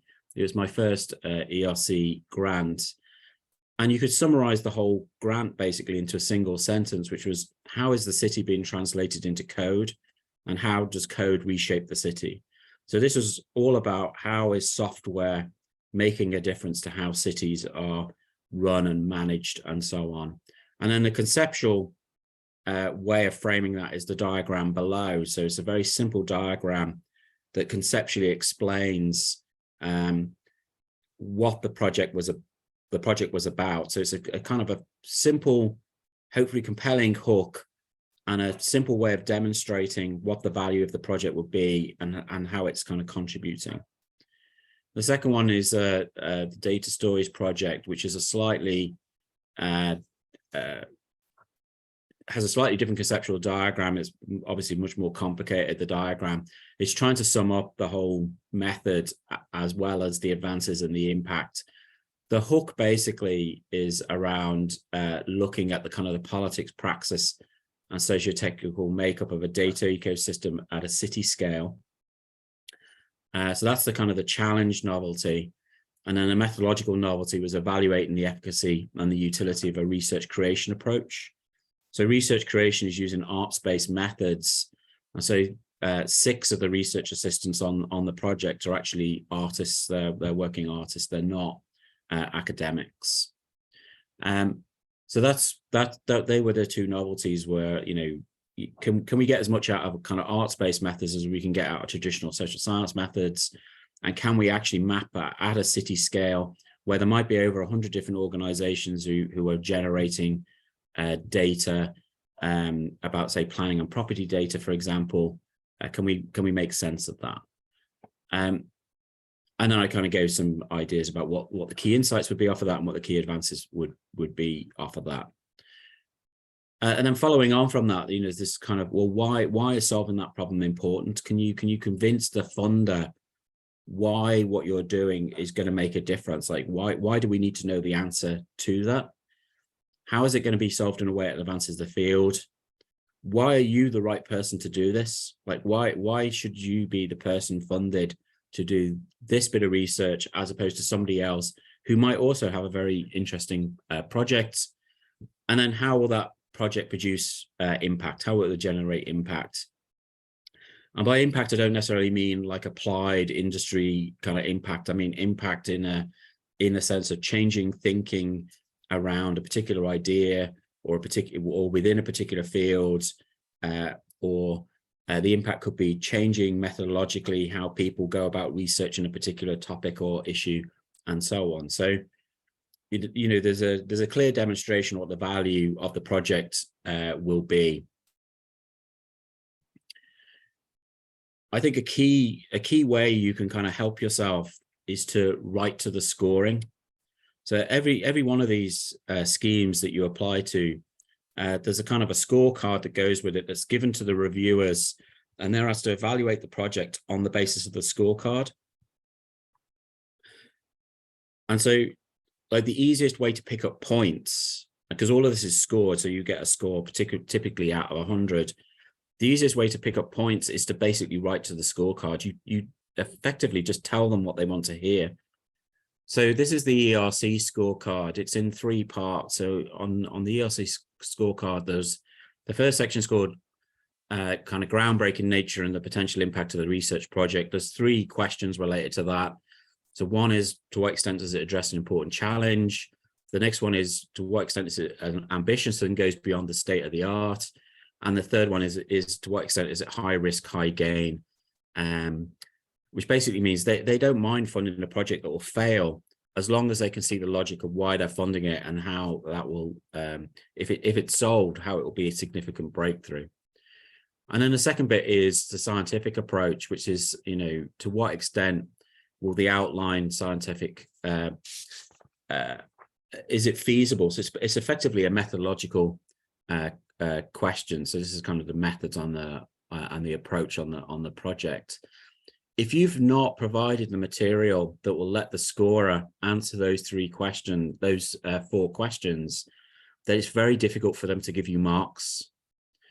And I know from being on an ERC panel that particularly on the first application, the B1 form, so you apply, you have a 5-page proposal. If you get through to the next round, then they evaluate the 15-page proposal. Often people leave a lot of the methodological material to the longer form, and they don't have enough of the methodological material in the short B, the B1 form. Well, the scientific approach is 1/3 of the marks, so it should be 1/3 of the 5 pages, not half a page or a page. And so people who make that section short find it difficult to get marks within that section. You know, so what should be in the proposal then? So my advice is to always follow a structured format, even if you're not in the sciences. So even if you're in the humanities or the social sciences, I would always have a very structured kind of layout to the form. You know, where I set out what the problem is, set out what the approach is, how it fits into the literature, what the methodological approach will be, how it's going to be analyzed, how it's going to be translated into knowledge, what's its impact going to be, how structured the proposal is going to be in terms of like the work packages and how it's going to be delivered, and so on. And again, it's because it makes it easier to score. It's easier to see on a structured proposal how the material maps onto the scoring card. Clearly, you're going to need a clear rationale, aims and objectives, very clearly setting out the research questions, and then how those questions will work together to produce more than the sum of the parts. So they can't just be 3 kind of related questions, but they don't really talk to each other. There's a sense of which those questions work with each other to build something else. You do need a very clear citing in the present state of the art. So that by that, I mean a very clear citing in the present literature and the present dominant idea in the literature. How does your work relate to that, and how is it going to advance on it? Again, quite clear citing conceptually, or in relation to the, you know, if it's an applied project in relation to what's happening in the within the translation into, say, industry or into policy or into whatever it might be. Lots of details on the methodology.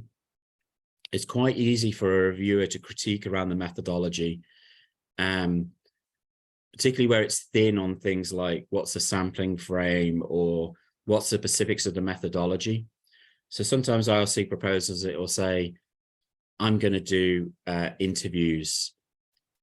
And the response to that is, well, are they conversational interviews? Are they structured interviews? Are they semi-structured interviews? How many of them are there? What's the sampling frame? How's the sampling been chosen?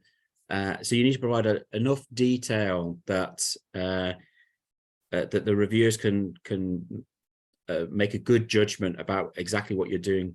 Saying you're just going to do interviews is not enough. It needs a lot of specificity. So the more specificity you can provide, the stronger the proposal will be.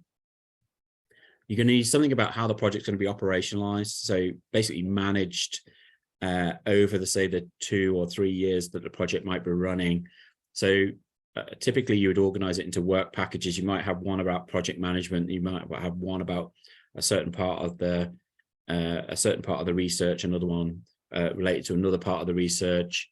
You'll have something that says about how the work will be disseminated, and so on, or the impact. And but there's a sense of how this work will actually get implemented in practice. So how's this going to function? And can I be confident as the funder that on the basis of that plan you'll be able to deliver the project? Usually include a timeline, so a Gantt chart. I'll show a Gantt chart in a minute, which again gives some kind of confidence that you'll actually be able to deliver what you're promising in the time frame that you're suggesting. It's always useful to identify potential risks. Every project's got risks involved in it, in terms of, say, getting access, or whether the technique will actually work, or whatever it might be. But also saying why those risks are worth it because of the potential payoffs, but also what plans you might have to mitigate them if they occur. So can you still deliver the project or most of the project through a different method if the one you're using doesn't quite work as you, or if you don't get access to those particular stakeholders, can you get access somewhere else that will enable you to deliver, and so on. So again, this is kind of trying to take uncertainty away from the reviewer. So the more you can do to reduce uncertainty or doubt on the reviewer's part, the more chance you have of scoring a higher score.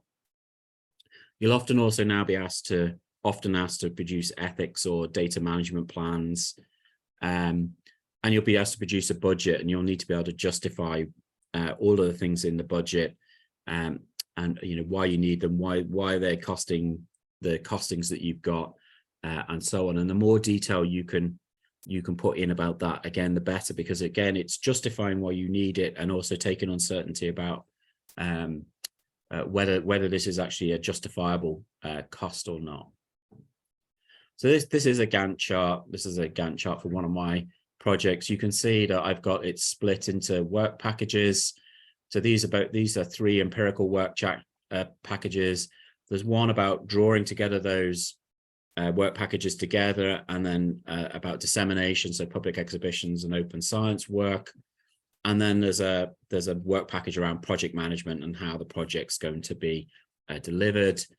I've got some milestones in here, which are kind of delivery points of certain parts of the project, and it gives a sense to the reviewers that within this 5 years, everything we say we're going to deliver can be delivered.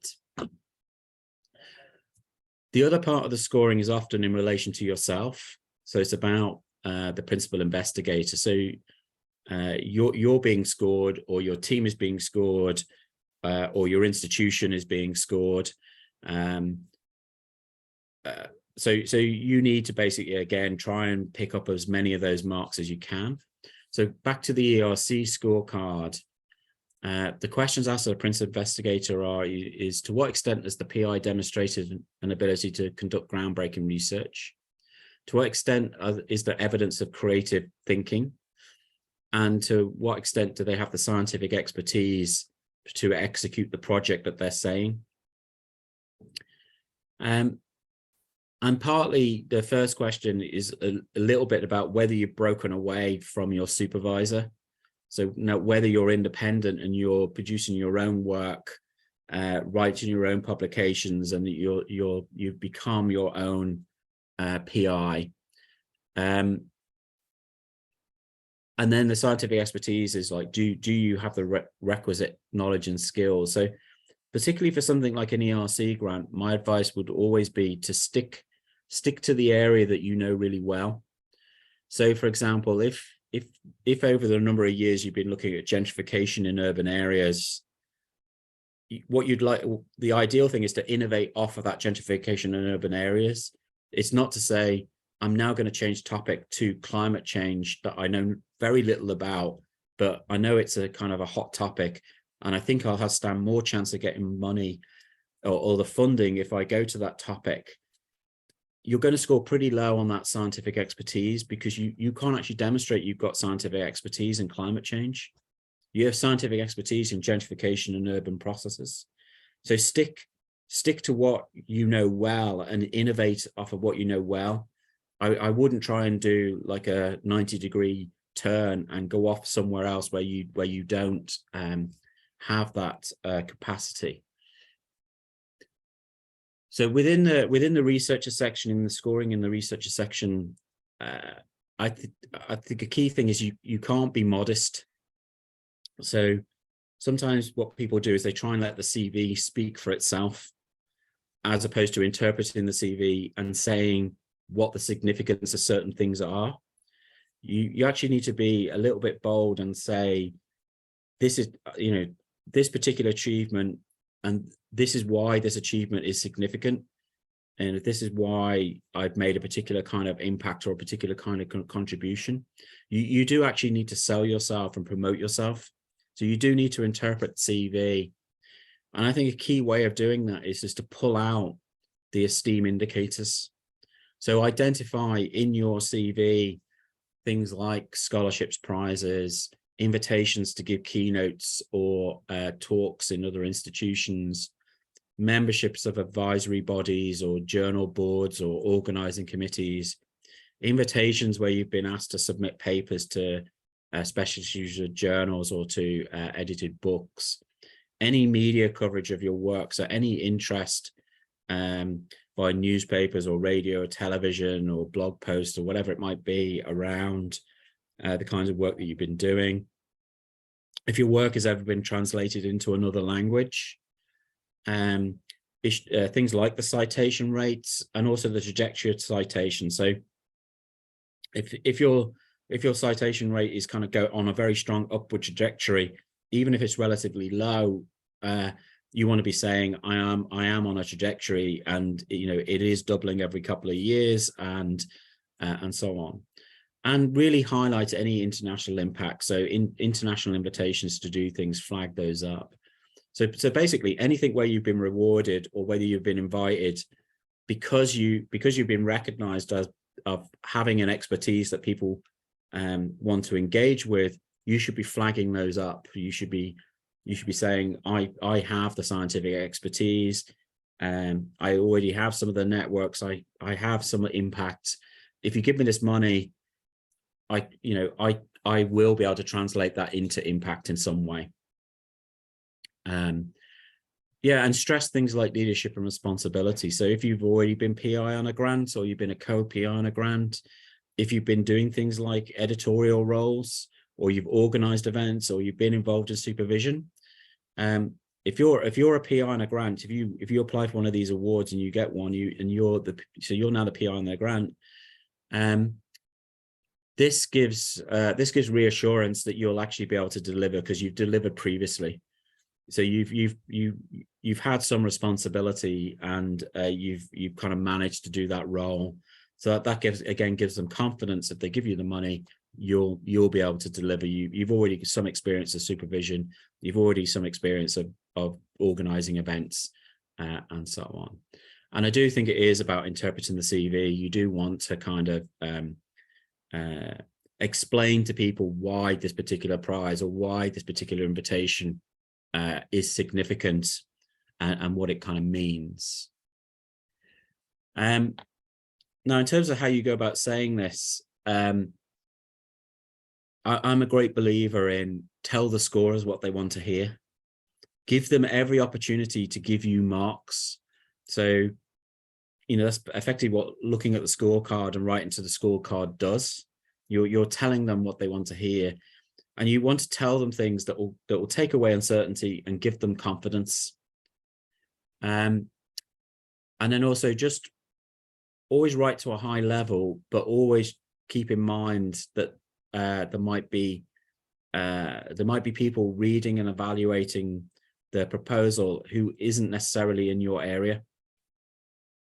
So, for example, on the ERC grants, on a panel, there's 20 people on a panel doing the reviews in the first round. They're typically from 10 different disciplines. And every proposal has got to be read by 4 or 5 people. So there'll be 2 people from your discipline reading your proposal, and there'll be 2 people from aligned disciplines reading your proposal.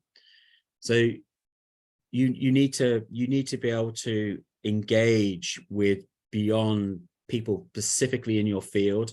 So people who are in aligned fields need to be able to follow what you're talking about, and you need to be able to convince them. And I think that's the same across any kind of scheme. In most schemes, in most funding agencies, you're not necessarily only being assessed by people in your discipline. So just keep that in mind. And then some other kinds of things to keep in mind, just to finish off. You can't really have any weak points. And by that, I mean, you can't skip a section, or you can't just say, okay, I'm not going to score very well in that section. I'm going to concentrate on these sections.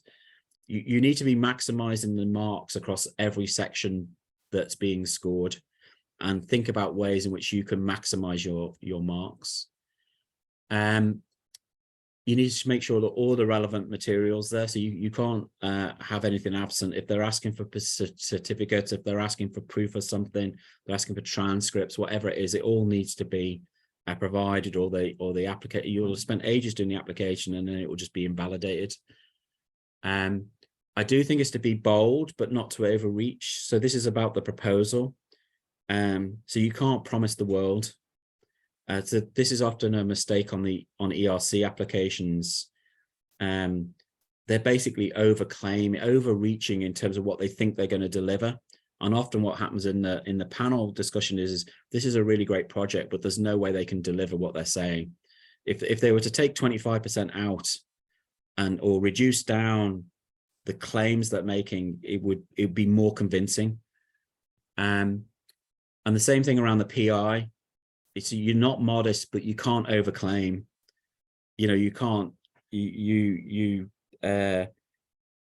again, because you're just you're planting a seed of doubt in the mind of the reviewer, that they're looking at the CV and your interpretation of the CV and kind of saying, well, they're definitely overplaying their hand here. They're not quite as good as they think they are. They're very good, but you know, so they'll see through that. I think you just need to play to your strengths, but don't overstate things. If you are doing a collaborative grant and you're trying to put together partners into the grant, my advice is don't onboard any weak partners. And by that, I mean, don't bring anybody into the project who's going to lower the score of the project. You typically want partners who are all at the same kind of level,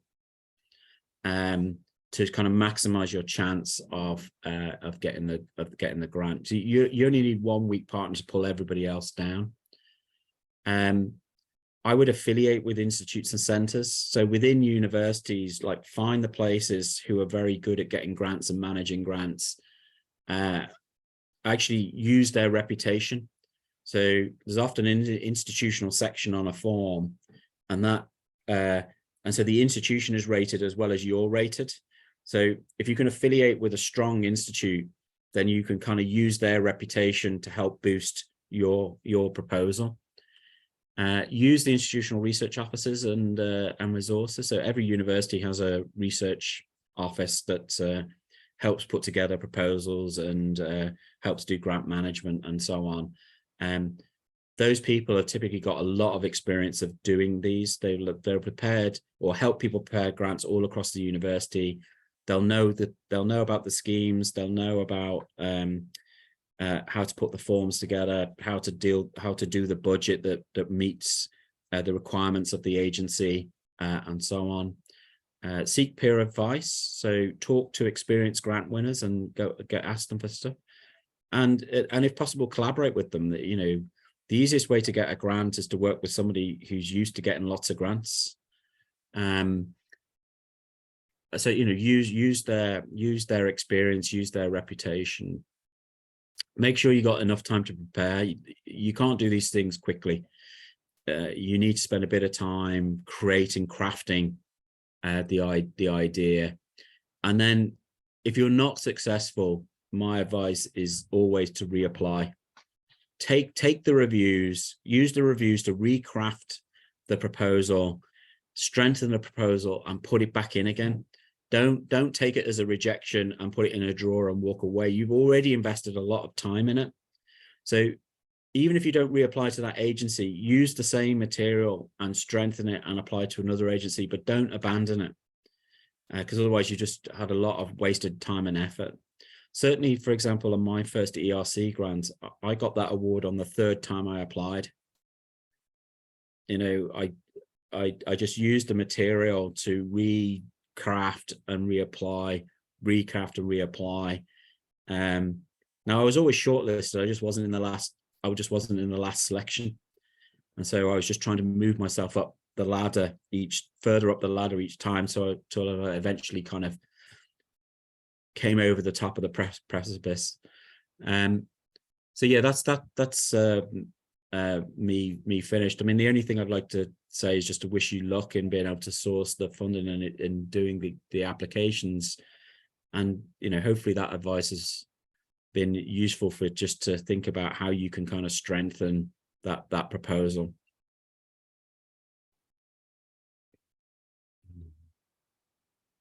Thanks so much for this very comprehensive presentation, Rob. I think there are some extremely useful insights for researchers who aim to apply for research funding from various sources. And I have experience in applying for projects not in the research, but in the humanitarian fields.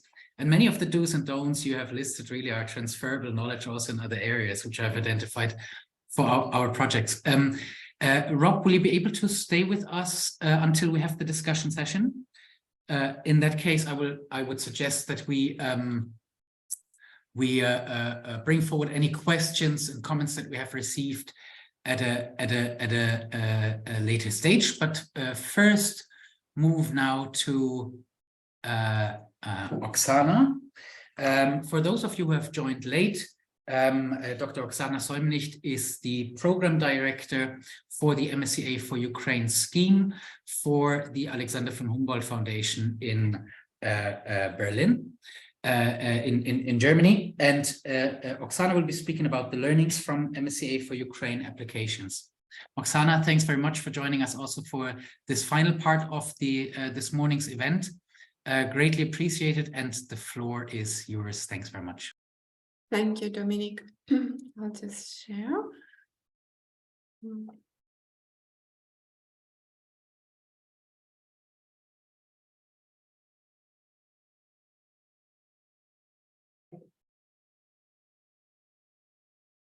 So you can see? Yes, thank you. Yeah, thank you. I expect among our listeners, there are quite a few fellows, but potentially also many very good researchers who applied, and unfortunately we had insufficient amount of funding available to fund all good applications. So in this session, we try to summarize some learnings from this particular scheme. Some of it would be very much transferable, also similar to what Rob was saying, and some, of course, very specific insights which are just relevant to the scheme. So I'll try to quickly go through my presentation, and then I'm open to your questions. Those of you who know about the scheme know that originally it was planned to have a number of cutoff dates. There were no deadlines, but at the time when European Commission very quickly decided to allocate this money and found a consortium that could implement the scheme and develop all the processes to implement it on a very short time scale, it was very difficult to foresee how many applications we will receive and what would be the process. So the original planning was that there would be a number of possibilities to submit an application until the money would be exhausted.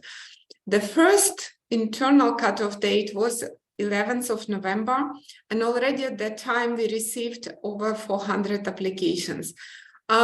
This was a large number, which shown, of course, that the promotion of the program was successful, but also that there was a huge demand. What was still difficult to judge, we knew how much money we have to fund, but we still needed to see what applications we've got, because depending on the country, the cost is different, depending is this PhD student or the postdoc, is this for 6 months or for 24 months? How many actually fellows could we support was not clear before we actually got the application. So it took us a bit of time just to understand those parameters, and basically it became clear that from the number of applications we've received, we already would be able to allocate the money, presuming the quality, of course, because this is again a variable that you don't know until you've actually looked at the applications. And this is why this tentative cutoff date, that it was at the very beginning, all applicants were informed that basically try to apply as early as possible. They were then not possible to use. And this is where I would say that the first learning from this is apply as early as you can if there is a deadline or numerous deadlines, especially for a one-off scheme as ours. Of course, if it's an open call, like I was mentioning in my previous talk, the DFG grants, which are basically, there's no deadline. It's up to you when you are ready and when you are really confident you've prepared a good grant application. If there's a deadline, again, if it's a recurring deadline, for example, ERC starting grant, every year it comes within the program. If you're still eligible for this year, next year, you should judge, okay, now it's really, my proposal is good and I would apply it now. Or I have to apply this year because next year I'm not eligible anymore. So many factors imply. But in case of a program like ours, as an emergency program, where there were very many variables which we didn't know at the beginning, the message basically was, as we had in our terms of reference for applicants, it is advisable to submit the application as soon as possible after the portal opens, as demand is likely to be high and funding is likely to be exhausted quickly. And in this case, done is better than perfect. Some say it's Sheryl Sandberg, some say it's Zuckerberg quotation, but I think a general message is clear. I had some people contacting us who applied later, and you see that even after this first cutoff date, there were still some applications and that we received before we actually physically closed the portal, which we unfortunately couldn't even process because it was absolutely clear that by that time that we could allocate the money. Then basically improving your proposal, and people were saying, oh, we didn't submit it then because we still wanted to make it better, was not really helpful. In terms of the evaluations, and I believe what Rob mentioned, it's extremely valuable. And unfortunately, not all applicants for funding realize that in addition to the terms of reference for applicants that we always advise that people read, and it's extremely important, more and more it's transparent processes, the criteria for evaluators or terms of reference for evaluators, or also guidelines for evaluators, also scoring forms or evaluation forms, reviewers forms are available. Many people are just not realizing this is the fact, and then they just never check it. And I would say when you're preparing the proposal, always check if you can find that information and check what it says, because of course it's very important to present your proposal in such a way that the evaluator would be able to gain the information they need to evaluate as efficiently as possible, because this is very often duty that reviewers are doing in their free time. It's an academic duty. Only some organizations actually can pay for doing the reviews. In our case, these were done on a voluntary basis without any payment. And it's, people are busy. So having your proposal structured in the way that reviewers can gain the information needed for them to evaluate is extremely important. For the officers like our team to allocate the right reviewers, it's the question how much time one has. In our case, we had extremely tight time schedule in order to allocate reviewers. We also were basically recruiting potential reviewers for our program as applications were happening. So basically, it's not like a standard Marie Curie scheme where one can has already a huge pool of reviewers and you can pick up basically from any field you want. In our case, the pool of reviewers eventually was quite high, also very international. But still, there are some very special research fields having a good number of reviewers in that field to ensure a good match between reviewers and an applicant are not easy. And this is also then the question of time and expertise of an officer looking at your application, being able to judge who fits, who not. And of course, what you indicate on the application forms as a research area code or keywords is extremely relevant. And in our case, we had quite a few cases where it was very difficult to find a suitable reviewer because, for example, the research field was indicated as a particular field in medicine. Let's say just as a imaginable example, because I don't want to provide very specific detail that somebody recognizes their own application, but let's say it was, I don't know, cardiovascular research, and we had not many reviewers in that field, so it was difficult to find the reviewer who had time at that time over Christmas to do the evaluation. And then when you have time to actually look at the proposal, it was basically history of that type of research in the country. So it was very much history of science and not particular details of cardiovascular diseases. So actually we had to look for completely different expertise to evaluate that researcher. And that takes time. And at the end, the match might be not as perfect. And also what Rob was mentioning, be aware that there's a number of people who are evaluating, and one might have a very good match to your application and be very close to your field. But it's very likely that at least one or two other reviewers would be generally close to a field, but not exactly from that differential equation field that you work in. And then, of course, preparing your proposal in such a way that it could be understood and also evaluated by people from a more generic field is very important. So as Dominic already mentioned, in our case, we at the end selected 124 applications for funding. There was a group of applications that were discussed by the selection committee, and from them we also have a number of applications on the waiting list. By now we had some rejections. Some people already found other funding or job opportunities. So the exact numbers we would update at the end when basically we have all accepted and distribution by countries and the research fields would change. But this is still the numbers of our original selection committee meeting. And then we had a number of applications according to our rules that were not funded on formal grounds. So there were a very small group in our case of ineligible applications because they were very strict criteria who was eligible to apply.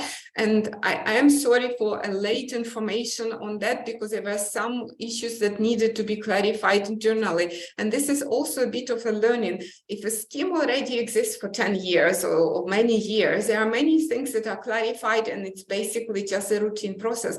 For a new scheme, there are many things that are being developed during it, and people do their best, but nobody is perfect, and sometimes it takes longer than one wants. And I'm sorry that it was potentially delaying some of the applicants who at the end were ineligible actually for our scheme.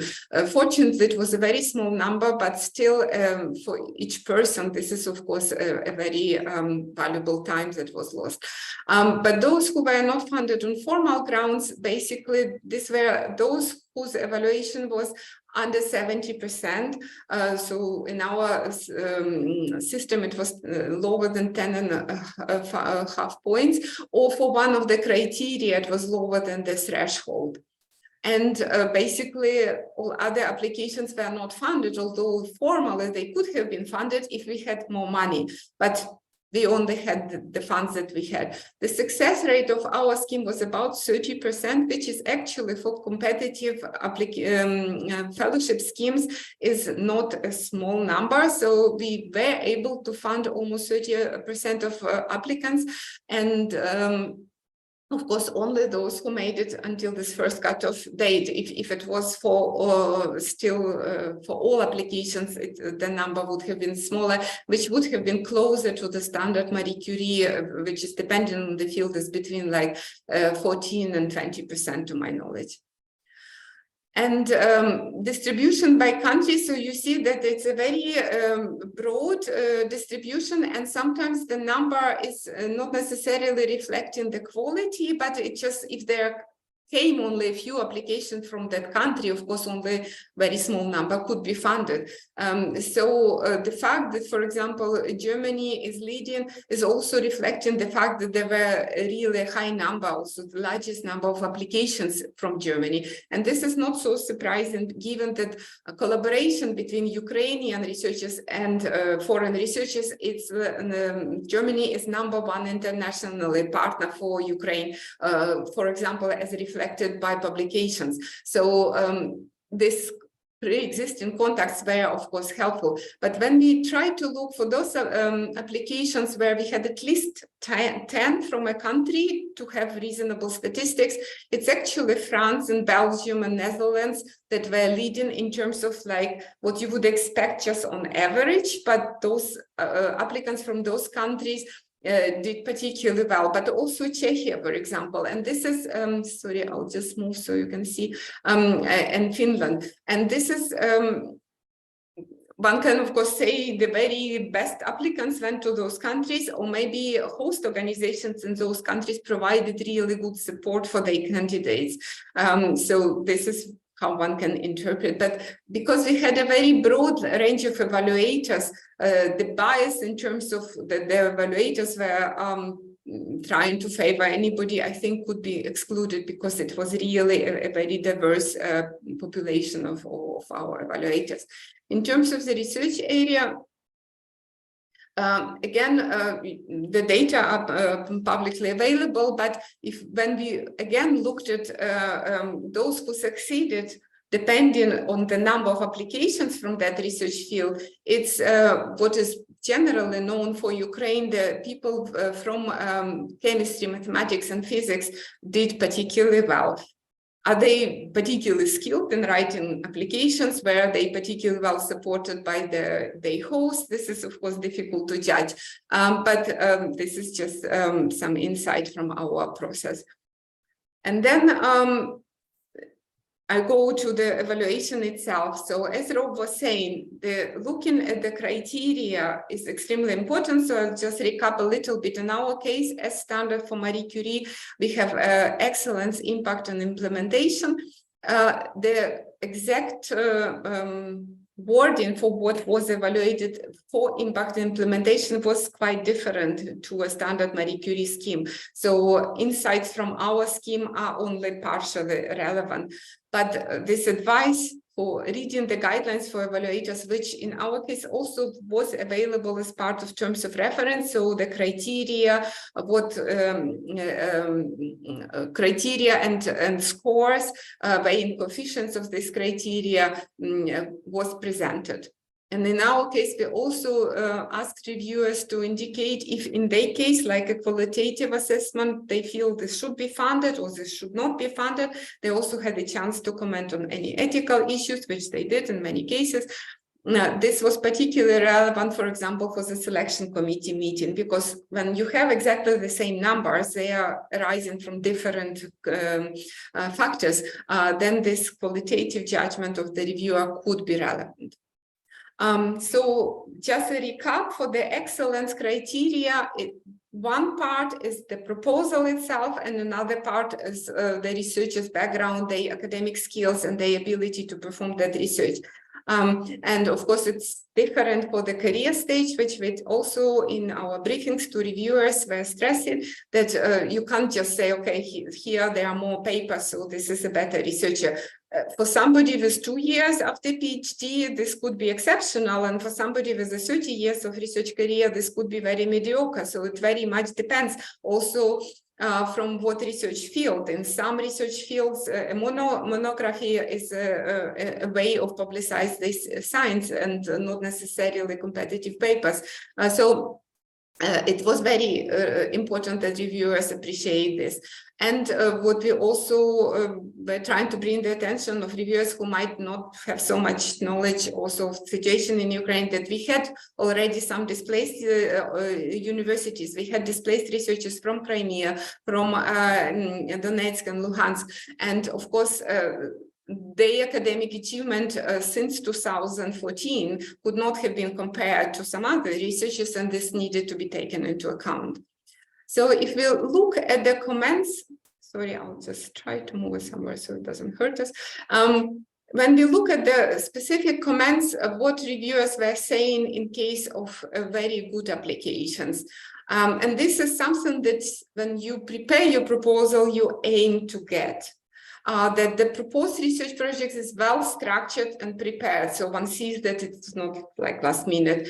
And this is how they deduce this is also feasible. So structuring what you write is extremely important. It's original, so you made an effort to present what is original. Is this your concept, your hypothesis? Is the method is original? You have to show it and specifically, ideally also explain so the reviewer can easily comment. It's not that the reviewer would be reading 2 or 3 pages and then deducing why it is original. You have to formulate it. And this is also a very important part. It identifies a clear knowledge gap. So this explanation of state of the art is not simply like a literature review. It's saying, okay, this is on this we know, these methods are used, and this is something that really still needs to be clarified or elucidated. So there is some gap in the knowledge that exists that you with your proposal is going to tackle. And when you present your proposal in that way, this is something where one says, okay, this is something really existing as a gap of knowledge, and then it's for you also to explain why it's important to address that question and how this would advance the field, and also that you with your methods can do it, so it's feasible to do it.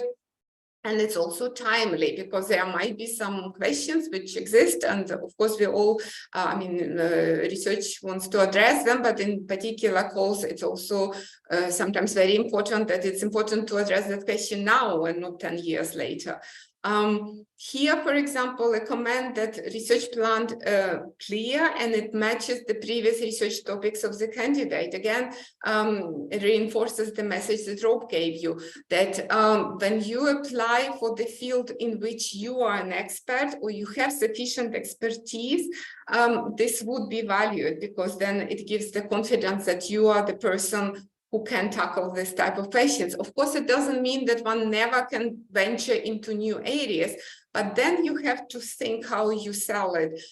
You should have sufficient background to venture into a new area, and maybe you need to have a collaborator with more expertise in that area, and then you show that, for example, for younger researchers, that this is essential for you to expand your background, to build a new area, which is maybe interdisciplinary on the interface, and there is nobody who is expert in everything. So, but you need to think how to sell it.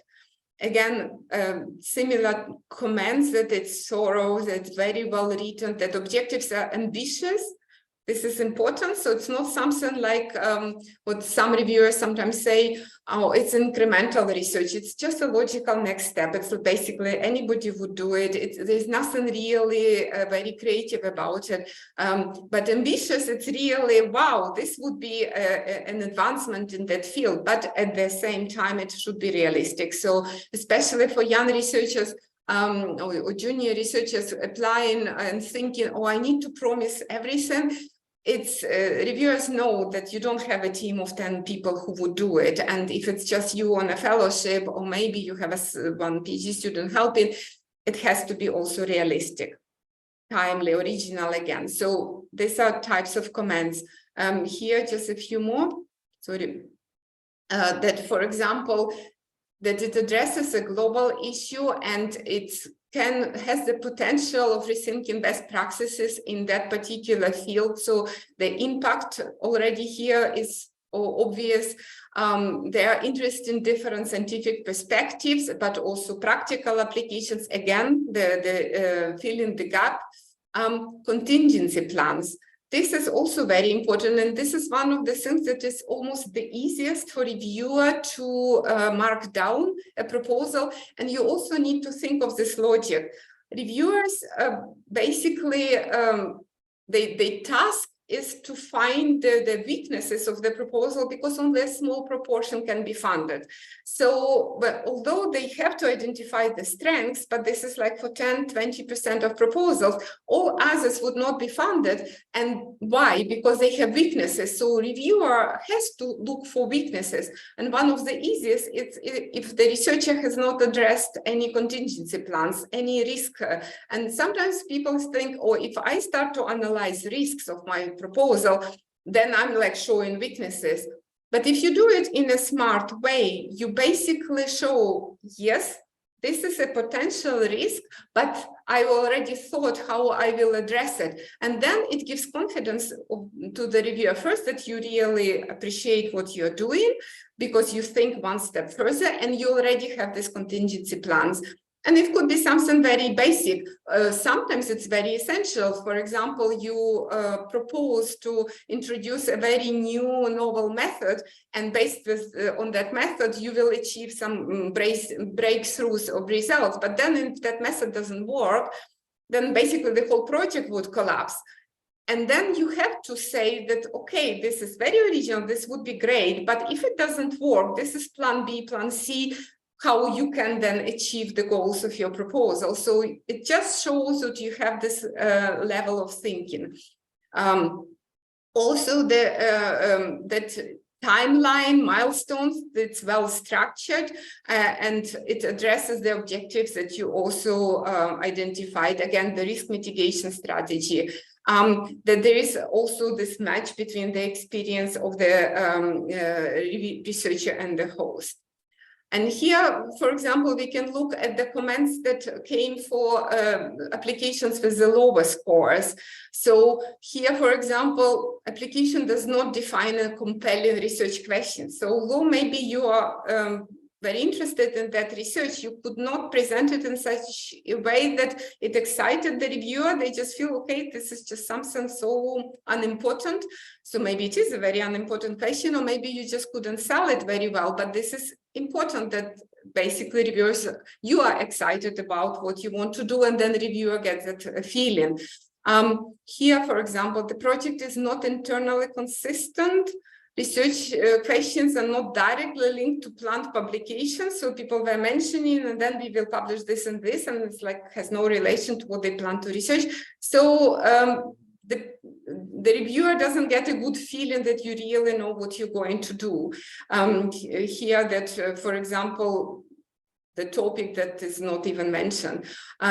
Here, the proposal is weak. It doesn't explain exactly what will be studied. It doesn't describe the background, uses empty phrases. So sometimes people are not sure what to write, and then they write very generic things. And then reviewer basically say, like here, the project is presented not as a scientific contribution, but as a wish, would be nice. And this is, of course, not helpful. Here is also that although supervisor provided sufficient background and support, the applicant's contribution is not clearly presented. This is extremely important, specifically for fellowships, for personal awards, because it's to support not just the research project, but you. And it has to be clear that this is not a project given by a supervisor or mentor, and you would be just one of the postdocs that can do it. This is really that you came up with the idea. This is, of course, in that particular group, and it has to be interesting for that group, but it shows that you have an active role in that proposal. Here, for example, is vague and overly ambitious. That's what we already talked about. And then there are no clear research questions or hypotheses for empirical work. So on one hand, it's like, sounds great, but then not very specific. Again, written in general terms. Another one for the applications from lower scores about goal and objectives. It is not yet clear whether there is a gap of knowledge. So there is a proposal of collecting some relevant literature. So basically, this is what reviewers call like going on fishing expedition. We'll just go and see, and then something will come up. And this is not really type of research that is supported unless this is a particular funding scheme for a purely descriptive research. Or here that it lacks focus. And then, of course, this is also not helpful. Here we have, here, for example, that there's no work plan, does not include work plan. The concept of implementation is weak and not consistent. So these are more about feasibility of the research, that maybe it's described quite well what it's about, but then how exactly it would be done, the amount of detail in order to achieve those goals is not presented. And here that it shows signs of rushing. Of course, in this particular case, for our scheme, again, what I mentioned, it was very important to meet the deadline, but in some cases, then some people had started to prepare their grants earlier and were able to present a much more coherent proposal. For the methodology, for example, here again, that there were no insufficient detail. Here it says that this is some empirical studies research that we are not informed what kind of interviews will be conducted, how videos will be observed, all those methods. So although people sort of have some idea what they're going to do, maybe they were not aware that it is important to provide that amount of detail. For that, peer help or from research funding office would be helpful, because this is how you understand it. Have you provided sufficient detail or not? Here, this is what also sometimes comes, that approaches are mentioned. One can do this and this and this, and there's a list of very impressive things, but it's just naming. It's not really that we will use this technique to find this, and then we use this result to go to the next step. So this is then not helpful. Here we can look at some comments for researchers. So you would see that the publication record comes up quite often here specifically mentioning for the career stage, also in a particular field that is relevant, with very specific details. Here also extremely strong candidate with high potential, publication record, awarded, so awards, what also Rob was mentioning. If you have fellowships, if you have some personal awards, if you are principal investigator, PI on grants, this is important, and your international connections. Also that skills are relevant to the project that you apply for. Here also that expert in a field we go further. For the lower scores, it says that, okay, there are some publications, but they are not really in impressive journals, or sometimes only in very local journals, and sometimes only in Ukrainian, which was then, of course, very difficult for reviewers to judge are these great papers or not. Also, if a person didn't really carry out a lot of research, it's difficult to convince that they have sufficient background to carry out research.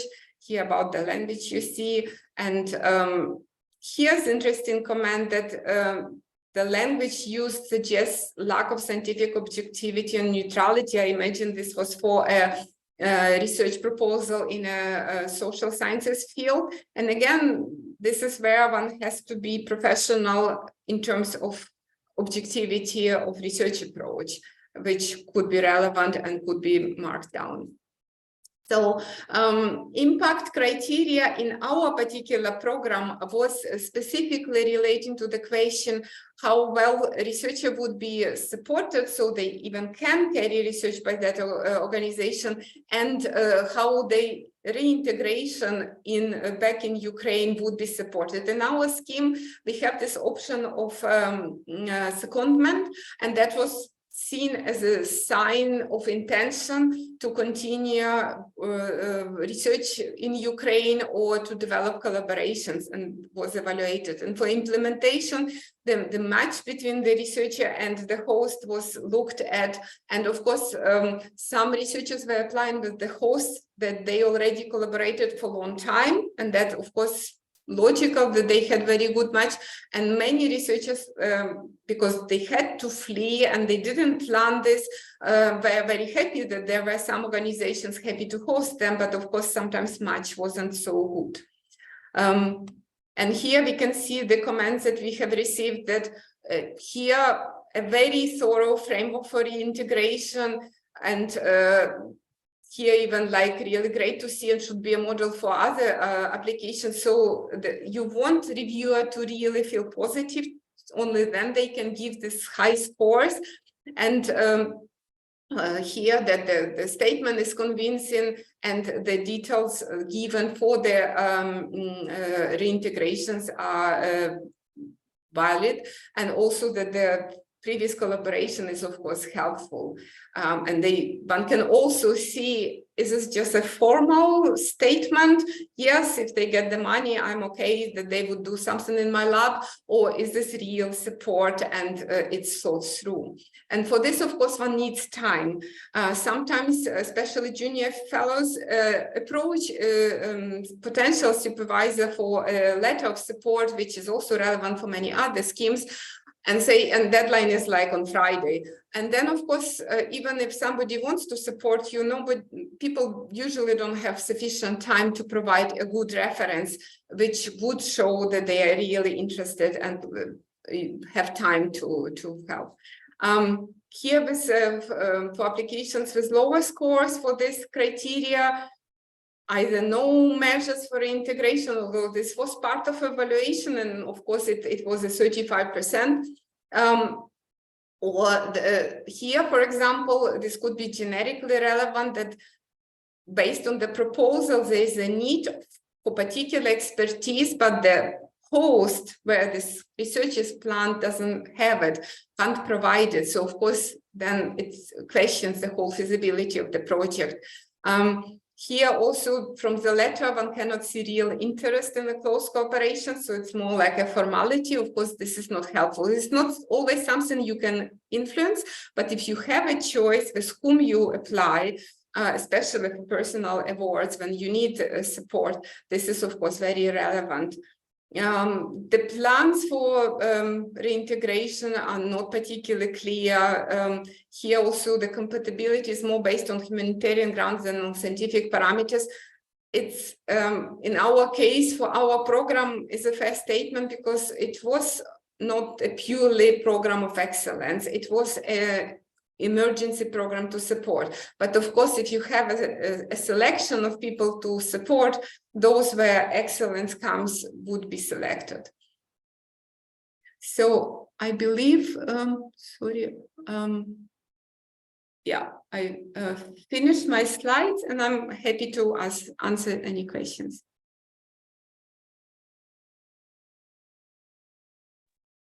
Thanks so much, Oksana, for this interesting, comprehensive presentation of learnings from the MSCA4Ukraine schemes evaluation. And I think it was quite clear that some of the, or many of the comments actually, both in terms of those applications that scored very well and those who scored lower marks, somewhat aligned to the recommendations that Rob provided in his presentation. So definitely very, very useful feedback. Thanks so much to you and to you both for the useful insights that you could provide in terms of grant applications today. There are a couple of questions that we have taken note of that we would like to bring forward to you. The first one from our attendees. The first one is, what fundraising strategy would you suggest for projects on the interface between applied and fundamental research? Meaning that funders tend to focus more on one or the other of these research types. Do you have any suggestions there? Well, I guess it depends on whereabouts in Europe you are in relation to that. So, I mean, I'm based in the Irish case, and the majority of actual Irish funding is for projects that sit on the interface between fundamental and applied. In fact, it's quite difficult to get money unless you have either industry or community or state partners in the project. So I think it's becoming more common across national funders in particular. So within national funding schemes, there are often schemes that try to partner up on one of those three. So either like the third sector, so community, or with kind of government departments, semi-state agencies, public bodies, or with industry. There will be some schemes that are fundamental, but some of them kind of cross over. And they're not, and they are interested in balancing both the fundamental and the applied part of the project. So it's not just simply an applied project. They're wanting scientific impacts as well as wanting applied impact. So I think there are some schemes within the EU, but they're not necessarily within the pure research domain. They are things like schemes that are linked more onto the other parts of the EU kind of work, so the kind of more structural things. So like Interreg is a regional development scheme, SBON is a kind of spatial planning scheme, you know, so they're funding that kind of interface work. They're not a pure research kind of space. They're a kind of a hybrid kind of space. If that helps. Oksana? I'll just quickly comment. I believe you should simply avoid schemes that have either a very, very clear basic science focus, blue sky research, paradigm shift in a particular field which is clearly focused on fundamental, because then any contribution from impact and innovation part would be basically just not appropriate. So scope of the funder is extremely important. The same goes in the other direction. If there's funding for a pure startup already, proof of principle and then marketing, then of course all the basic stuff would be irrelevant. And almost all other schemes, it's the balance. It's just, I think it's quite difficult to be strong in both. And just reading carefully the guidelines. It's also, I think, extremely, it depends a lot on what field, because if we are talking about physics or humanities, it's like completely different worlds. Yeah, I think it's difficult to do as a single applicant. Most of these schemes involve having a partner, so you'd have to get a partner from somewhere. Within one of those domains, probably, to be a co-applicant on the project, or at least the institution or the body that you're working with as a kind of a named partner on the project in some way? Mm-hmm. Maybe an idea, because Maria was presenting Marie Curie scheme, and it gives a very interesting option. You apply for 2 years, but you have an option to have an extra 6 months for intersectorial mobility. And if you are proposing a project which is of a fundamental research, but which can have some outcome, which is maybe more commercially oriented, more translational, you plan this half-a-year internship then with a company, maybe to develop a prototype or explore the possibility of a startup. It would give you very valuable experience, and then you have a different host. And this is extremely supported by the EU. So having such an optional, and I mean, in other fields, it could be government or non-government organizations. So you develop some methodology for surveying, and then you go to, I don't know, city council and actually carry out surveys and do some practical work. So this is, in my view, is still very much underappreciated, this opportunity. But specifically for like postdoctoral stage, it's quite unique and extremely valuable in my view. Thank you. And when we look at partners, there was one question in regards to a realistic way to integrate Ukrainian partners into international projects. Do you have any suggestions in this regard? So I would specifically mention German funders, so DFG, where German researchers that have DFG funding for research projects or larger schemes, if they have a Ukrainian partner, they can get additional money or integrate them on the available money within those collaborative schemes. And within Europe, irrespective of Ukraine and the war, there was already some time ago this hop-on facility where a European consortium that doesn't yet have a partner from a so-called widening country, which one of them is Ukraine.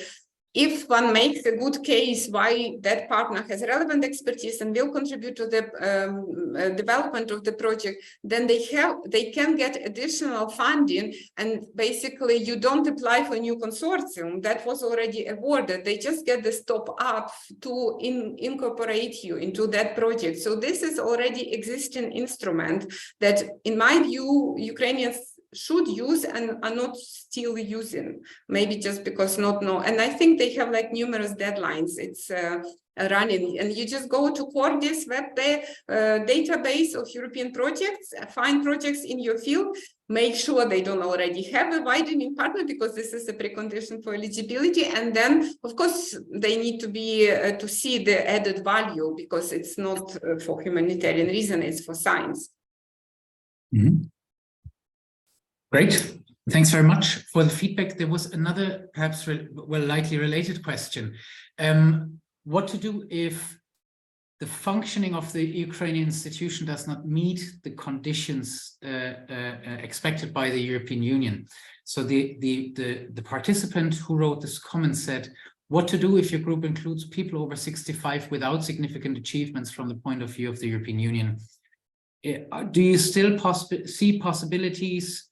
Are the discrepancies in terms of standards between Ukrainian institutions and EU member state institutions from the point of view of the Commission as a funder too wide, or are there opportunities?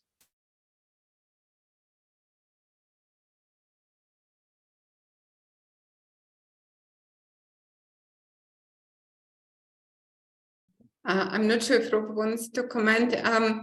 I'm not sure of what exactly is meant, because when one is applying, you apply with your own CV. If you apply with your group, then you show what that group has achieved. And you have members who are senior, maybe not really would contribute to the project. You don't have to include the expertise, and this would be not relevant, because you're not applying for structural funding. You don't apply for funding for an institute or for department. You apply for project. And for that project, you have to mention only people who contribute the expertise. So there's no need.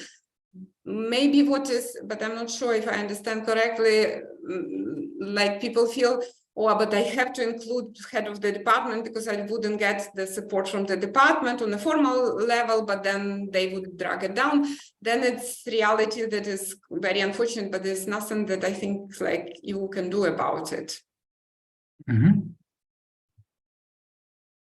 Yeah, Okay. I wouldn't have the knowledge of what in relation to how the EU treats the kind of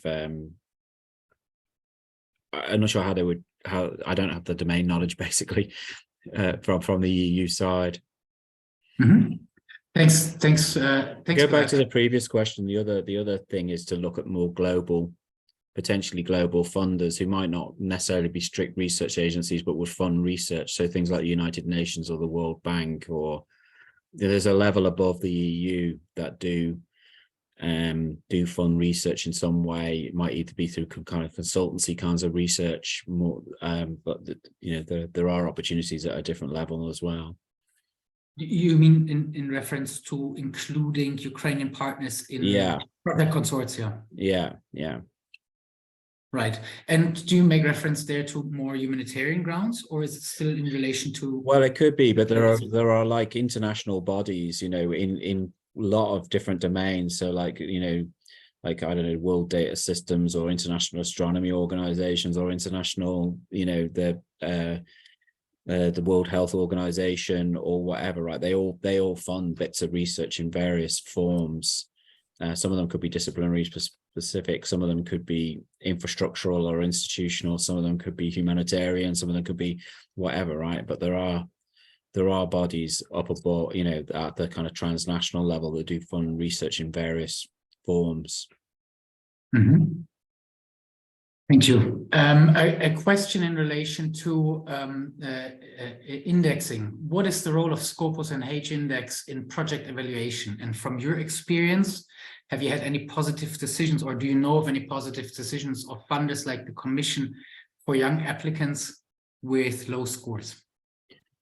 Yeah, so I mean, the Commission, I think, is moving towards DORA, which is you basically evaluate not on the basis of metrics, you evaluate based on, I guess, a kind of more subjective reading of the CV in relation to quality. So it doesn't necessarily mean you look at the citation rate or the H-index rate or whatever it might be.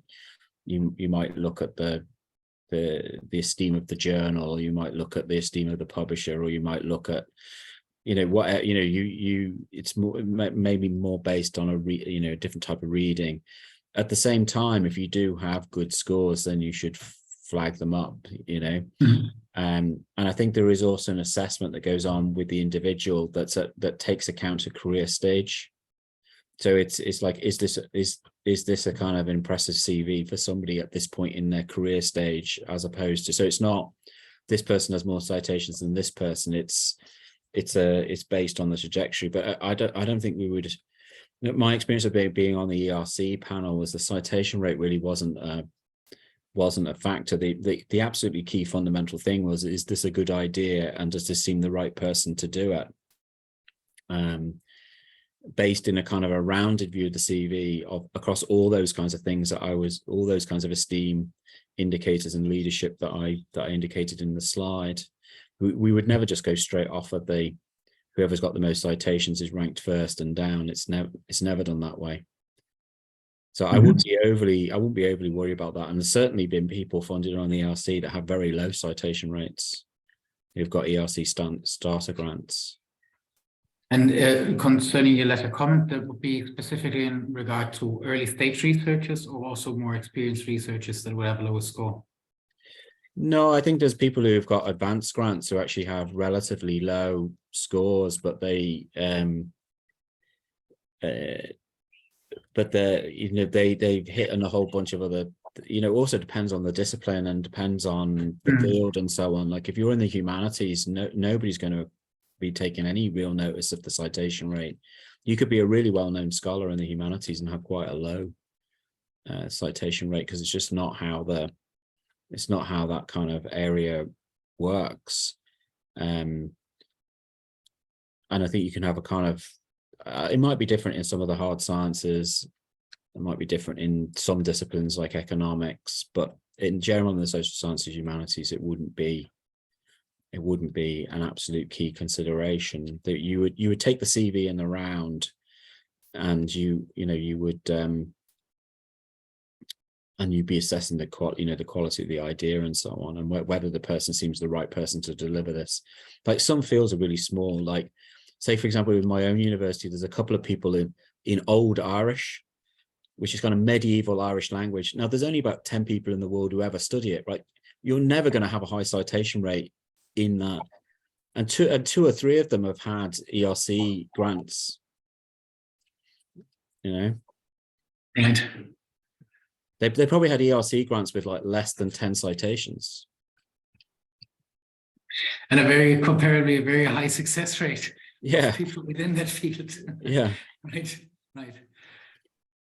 I maybe just add, I think the field question is very important. I mean, I remember from biomedical research field, and I was supervising our BC program, the applicants who were applying for cancer field had usually much, formally speaking, higher citations or like Cell and Nature journal, whereas people maybe from cardiovascular research field had a different level, because in that field, publishing in Genes and Development is already great, and it has a very different level of impact factor. So it's very important that the match of reviewers is appropriate, and they can judge that for that field, for that career stage, your outcome in form of publications, in form of invited conferences and so forth is relevant and good. And you also show a track record of excellence.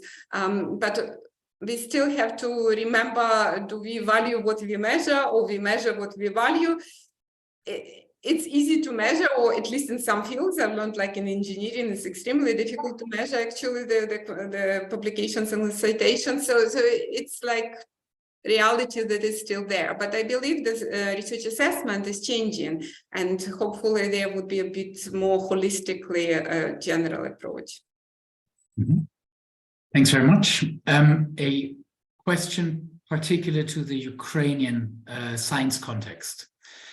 Choosing the proper research area code is really a challenge, one participant writes to us, especially if your project is multidisciplinary and research areas differ from those in Ukraine. Can you give some tips on how to do it in the best way? What issues should be focused on? I think because I specifically highlighted this, of course, this whole codification is quite different.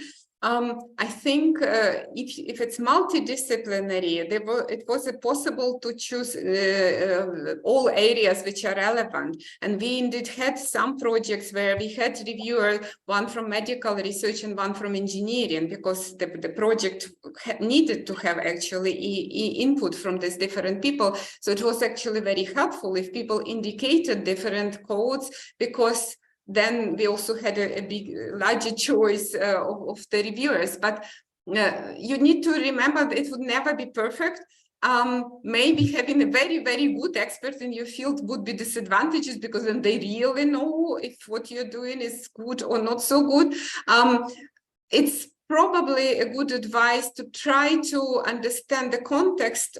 Like in our case, we have the codification, and with those names and numbers, try to search for papers. So do a double check and understand, like, if I use this code, what sort of papers are coming? Is this really my field? And of course, there could be research fields that are emerging for which there is no code yet. And then you just try your best to find as close as possible. In some funding schemes, the officers have sufficient time to really look very deeply into proposal, try to figure out what it's all about, have a very good pool of reviewers, try to explore, then reviewer come back and say, you know, I can't really evaluate it, it's not my field, but I know a colleague who is in this field and they might be able to help. So sometimes it really takes a multiple steps. But of course, if you don't have any time, if it's extremely, extremely tight scheme, then it might be not as well evaluated just because in that particular field. I can imagine what Rob was saying for that particular field, like you would just have your friend evaluating because it's two of you who, or in some fields of mathematics, we had not so many applications, but it was very, very specific field in which maybe there are only 3 people in the world who even understand what it's about.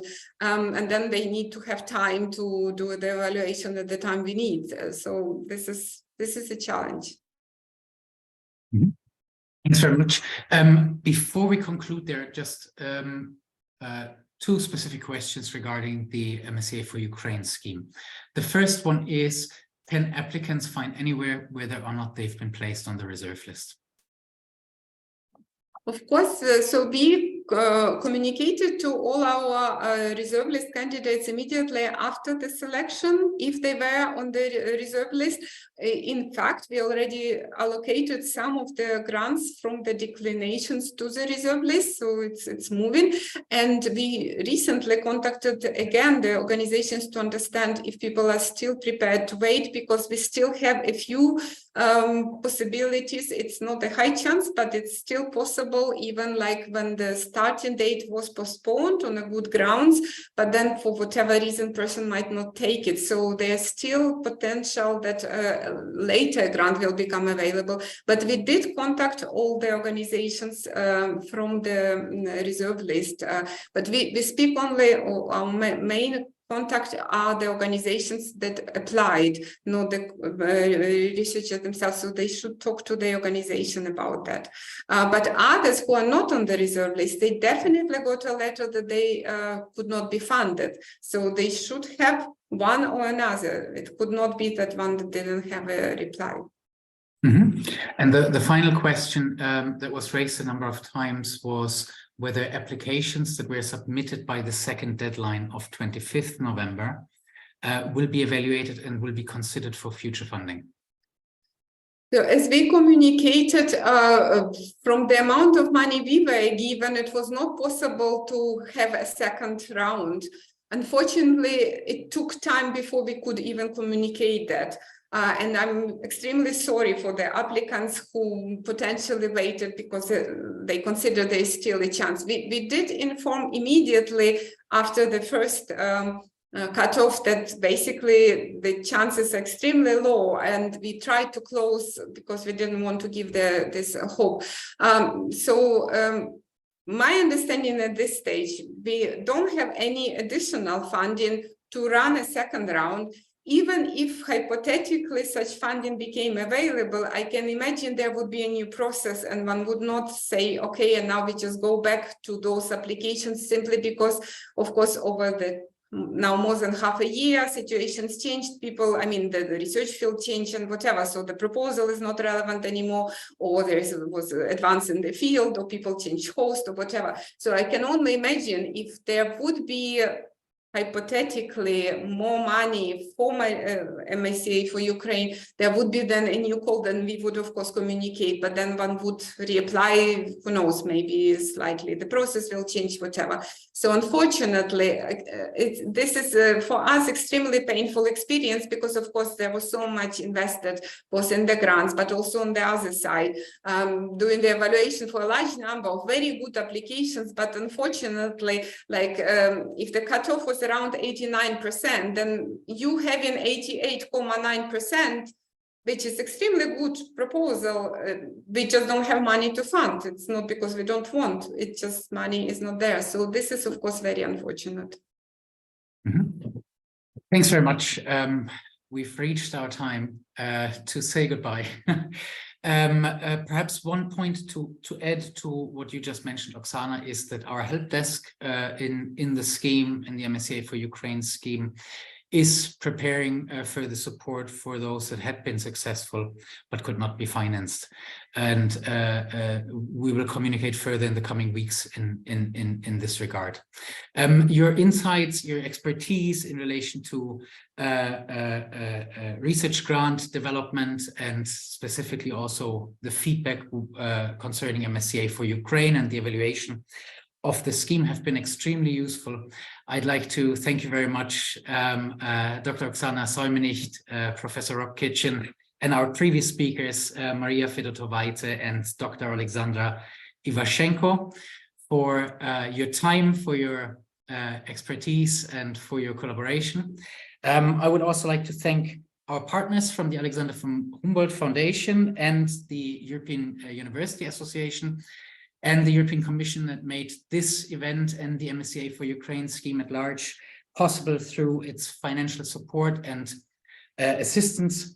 Particular thanks also to my colleague at SAR Europe, Sarah Field, who I'm sure you've all been in touch with, who has organized all of this and has done an immense job in the background, going through, I think it is way over 85 comments and responding to many of them already. And thanks finally to all of you participants, attendees, who joined us today for our morning session. We look forward to staying in touch and to collaborate in the future. Thanks everyone, and we'll conclude the session. Have a good rest of the day.